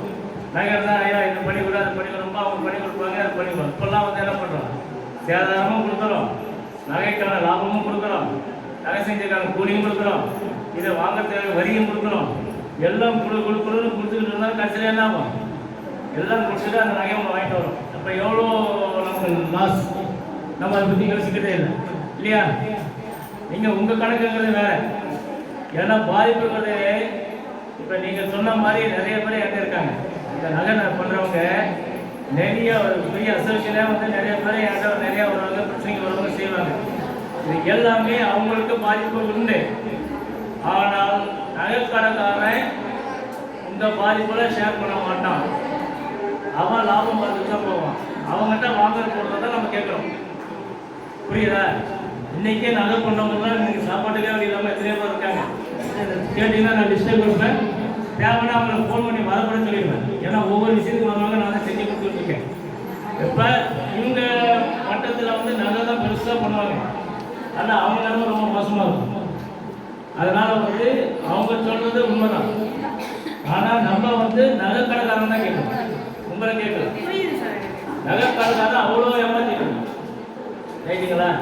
நேற்று வரைக்கும் கூலி சேதாரம் குறைக்கவும் கூலி இல்லை சேதாரம் இல்லைன்னு சொல்லி கொடுக்குறானா? அப்போ நம்ம யாராவது கேட்டா நேற்று வரைக்கும் வந்து நீங்கள் வந்து கூலி சேதாரம் கொஞ்சமும் குறைக்கல, இப்போ எப்படி தான் குறைச்சா கேட்கலாமா? கேட்கறது இல்லை. அப்ப இதெல்லாம் நம்ம ஏமாத்துறதுக்காக பண்ற விஷயங்கள். நம்மளை இப்படியாவது வர இன்னைக்கு பிசினஸ் இல்லையா இருக்கு, உடனே ஒரு கதையை சொல்லி சொன்னோம்னா உடனே அதை நீங்க எல்லாம் தேடி வரீங்க. பிசினஸ் டெவலப்மெண்ட்டுக்கு தான் பண்றது. அப்ப இதுல வந்து நம்ம மாட்டக்கூடாது. அப்ப மாட்டக்கூடாது என்ன ஆகும், விழிப்புணர்வா இருக்கணும். சரி நகையெல்லாம் வாங்கிட்டோம், இதெல்லாம் ரைட்டு. இப்ப கல்லு நகை தான் வாங்குறோம் இல்லையா, கல்லு நகை எப்படி வாங்கினா என்ன பண்றாங்க, தங்கம் போட்டு கல்லு இத்தனை கிராமம் போட்டு கழிச்சிடுறாங்க. ஆனா கல்லு வந்து வச்சிருக்காங்க இல்லையா, இல்ல போடும்போது இல்லை, நம்ம வாங்கும் போது இல்லை, வாங்கினா தானே போடுவாங்க. இப்போ வாங்கிட்டு இருக்கோம் இருங்க, வாங்கும் போது என்னன்னா அந்த கல் பார்த்தீங்கன்னா ஒரு நார்மலாக அது எடுத்து இடம் போட்டு பார்த்தீங்கன்னா ஒரு 4 கிராம் 5 கிராம் கூட இருக்கும். அவன் என்ன பண்ணான்னா நகையில பார்த்துட்டு இதுக்கு கல்லுக்குன்னு 1 கிராம் கழிப்பான், 1 கிராமோ 1.5 கிராமோ கழிப்பான். நம்ம என்ன பண்ணால் சரி கல்லு கழிச்சுதான் போகும். ஆனால் கல்லுக்கு வந்துன்னா நார்மலாக நீங்கள் பார்த்தாலே தெரியுது ஒரு 3 கிராமோ 4 கிராமோ இருக்கும், 5 கிராம் இருக்குன்னு. அப்போ அவன் 4 கிராம் கல்லுக்கு 1.5 கிராம் நம்ம கழிக்கிறான். அப்போ 2.5 கிராமு கல்லுக்கு எவ்வளோ ரேட்டு போடுறான், தங்க ரேட்டு தான் போடுவோம். இப்போ 8000 ரூபா கிராமம் 14 20,000 ரூபா கிட்டத்தட்ட வெறும் 500 ரூபா கல்லுக்கு 20,000 ரூபா வசூல் பண்ணிடுறானா. அப்போ கல்லில் எப்படி நம்ம ஏமாறோம். அப்போ என்ன பண்ணோம்னா இங்கே வந்து இதுக்காக கல் பிடிச்சி இடம் போட்டு போடுறான்னு கேட்டோம்னா நிறைய விழா போயிடும். இப்போ என்னன்னா நீங்கள் இதெல்லாம் கேட்டுனாலே என்ன பண்ணுவான், 1.5 கிராம் குறைக்கிறத 2 கிராம் குறைப்பான். இதெல்லாம் நஷ்டத்தில் ஒரு லாபம் நமக்கு அப்படிதான் போகணும். இதெல்லாம் அக்யூரேட்டாக நீங்கள் பேச முடியாது. இதெல்லாம் விவரம் தெரிஞ்சு நீங்கள் கேட்டீங்கன்னா நம்ம என்ன பண்ணுவோம்னா, சரிம்மா இவங்க பேசுகிறேன் நான் குறைக்காம வாங்க, நீங்கள் சரி நகை வாங்கணும் அதனால செய்யலாம், ஏதோ ஒரு கனெக்ட் பண்ணிவிட்டு 1 கிராம் கல்லுக்கு குறைஞ்சது என்ன பண்ணுவான், 2 கிராமோ 3 கிராமோ குறைக்கும். அது உங்களுடைய பேச்சு திறமை பொறுத்து. இப்போ இதெல்லாம் வந்து நீங்கள் தெரிஞ்சுக்கிட்டாதான் நீங்கள் போய் பேச முடியும், வாங்க முடியும். ஏன்னா எல்லாமே இப்போ நகை வாங்கினதுலாம் சாதாரண இல்லை, குதிரை கும்பு மாதிரி ஆயிடுச்சு. ஒரு நகை வாங்கினா பெரிய பிரச்சனை. வாங்கின நகை நம்ம வீட்டில் இருக்கா, அதே இருக்க மாட்டாங்க, நகை அடக்கடைக்கு போயிடுது, இல்லை திருப்பி ஒரு 6 மாதம் திருப்பி வச்சிடணும். அப்போ நம்ம நஷ்டம் தான். அதுக்கு பேசாமல் போய் நகைக்கு மேலே கவரிங்லாம் நிறைய சூப்பராக இருக்குது. இதில் என்ன வசதினா கவரிங் போடுறது என்ன வழிபோயில் நிறைய வந்துருக்கு. ரொம்ப வந்தாலும் இருப்பா நானே கட்டி கொடுத்தாலும் கட்டி கொடுத்துடலாம். தங்கத்தை மட்டும் எடுத்துட்டு போகிறான், சேர்த்து கழுத்தி எடுத்துடுறான், ஆணி எடுத்து கொண்டு போயிடலாம். அதனால இன்னைக்கு பாதுகாப்பு இல்லாத ஒரு பொருளை வந்து நம்ம கழுத்துலையும் காதலையும் மாட்டிட்டு போகிறோம். அப்போ உங்களுக்காக போட்டு எஸ்கார்டெல்லாம் போட முடியுமா? அப்போ முடிஞ்ச வரைக்கும் தங்கத்தை போடுறதை படிச்சுருங்க. ஏன்னா தங்கம் மாதிரி இப்போ நிறைய விஷயங்கள் வந்துட்டு இருக்கு. நம்மளே ஒரு பெரிய தங்கம் தான் இல்லையா. நமக்கு ஒரு தங்கம் போடும்போது இந்த தங்கத்தை போடுற விஷயம் கிடையாது. தங்கம் மாதிரி கவரிங் இருக்கு. இப்போ வந்து பெரிய இதெல்லாம் நிறைய அது கூட அழகா வந்துருக்கு. அதனால வந்து தங்கத்தின் மேல இருக்கிற மோகத்தை வச்சிருங்க. ஏன்னா தங்கம் இனிமே 10,000 15,000 வரைக்கும் போகும். கிராம் வந்து ஒரு பவுனுங்கிறாங்க. அப்ப ஒரு கிராமே அவனை போச்சுன்னா நம்ம எங்க போறது, வாங்கவும் முடியாது, வாங்கி வீட்டில் வச்சுட்டு தூங்கவும் முடியாது இல்லையா. வாங்கி வச்சுன்னா தூங்கவும் முடியாது. அதனால அந்த தொல்லை இருக்கு நமக்கு. தங்கத்தை புறக்கணிப்போம் சொல்லிட்டு புறக்கணிச்சிருங்க. ரைட்டுங்களா. இப்போ கல்யாணம் நிறைய கல்யாணம் நடந்தாலும் எல்லாம் தங்கமாக போட்டு உட்காருவோம். தங்கத்து மேலே கவரிங் செட்டெல்லாம் செட்டாக வந்துருச்சு. நேரம் வாங்கினா செட்டை போடுறோம், கல்யாணத்தை முடிக்கிறோம், திருப்பி வந்து வாடகை காசு போயிட்டே இருக்கும் இல்லையா. இது பிரச்சனை இல்லாமல் போயிடும். அதனால வந்து தங்கத்தை வந்து நிறைய ஆபத்தும் இருக்கு, மோசடியும் இருக்கு. அதனால அதை போய் வாங்கி நீங்க ஏமாறீங்க. இது வந்து சொன்னா நாட்காலம் கூட எனக்கு தகவல் வந்துடும், ஏன் விற்கிறது இருக்குதுன்ட்டு. இருந்தாலும் பரவாயில்ல, நீங்க பாதுகாப்பா இருங்க. ரைட்டா. தங்கத்தில் ஏதாவது உங்களுக்கு சந்தேகம் இருக்கா? அம்மா ஆர்வம் வாக்க தங்கத்தில் சந்தேகம் இருக்கா உங்களுக்கு? இல்லைங்க சார். யாருக்கே இல்லை. நாங்கள் வாங்க போகிறதில்ல, சந்தேகம் வாங்கினாலும் சந்தேகம் போகிறோம். அதனால் அது பிரச்சனை இல்லை. சரி ஓகே. இப்போ அடுத்தது என்ன பண்ணுறோம், விளம்பரத்துக்கு போயிடலாமா? விளம்பரம் போயிடலாமா? விளம்பரம் வந்து எதுக்கு இல்லை, விளம்பரத்துக்கு தான் உட்கார போகிறோம். நான் வந்து சொல்கிறதுக்காக போகிறேன். எங்கள்கிட்ட போனோடனே கடையில் பிரியாதீங்க. அப்புறம் நான் வந்து விளம்பரம் பண்ணி கூட முடியாது. விளம்பரம் வந்து எதுக்காக பண்ணோம்னா, ஒரு உற்பத்தியாளரோ ஒரு வியாபாரியோ அவன் பொருளை விற்பனை செய்வதற்காக, ப்ரொமோட் பண்ணுறதுக்காக, நமக்கு வாடிக்கையாளர் வந்து வாங்குறதுக்காக ஒரு பண்ணுறது தான் விளம்பரம். ரைட்டுங்களா? ரைட்டா? அம்மா அப்புறம் பேசுங்கம்மா, உட்காருங்க. அப்போ விளம்பரம் பண்ணி தான் பொருளை விற்கிறாங்க, ப்ரொமோட் பண்ணுறாங்க. முன்னாடியெல்லாம் பார்த்தீங்கன்னா விளம்பரங்கள் ஒரு நியாயமாக இருந்துச்சு. இப்போ என்னன்னா, உற்பத்தியாளர்களும் வியாபாரிகளும் போட்டி போட்டுக்கிட்டு நிறைய வந்துட்டாங்க. ஏன்னா இந்தியா பொறுத்த வரைக்கும் ஒரே விஷயம் தான், இந்தியா வந்து ஒரு சந்தை மாதிரி. நீங்கள் எந்த ஊரில் எந்த நாட்டில் தயார் பண்ணாலும் பொருள் கொண்டு இங்கே வச்சோன்னா என்ன ஆகும்? ஈஸியாக விற்கிறோம். எதுக்காக?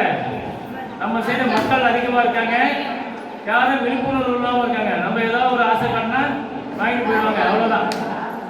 அப்போ நம்மளாம் என்ன, பாசத்துக்கு அடிப்பட்ட பாசக்காரங்க இல்லையா?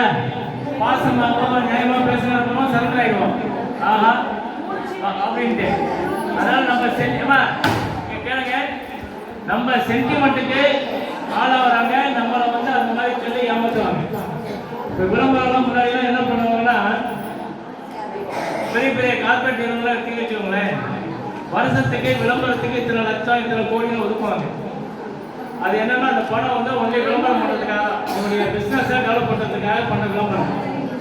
அதுக்கு என்ன பண்ணுவாங்கன்னா, விளம்பரத்தில் பேசுகிறாங்க இல்லையா டைலாக், அந்த டைலாக் பேசுறதுக்கு நான் ஒரு டைலாக் பேசுனா நீங்கள் மயங்கிடணும். மயங்கி அதை என்னாலும் யோசிக்காமல் நீங்கள் பொருளை வாங்கணும். அதுதான் அவங்களுக்கு தேவை. அப்போ அது பேசணும்னா எல்லாரும் பேச முடியாது, அந்த டைலாக் ரெடி பண்ணணும்ல. அதுக்கு ஒரு நாளைக்கு குறைஞ்சது 3 லிட்டர்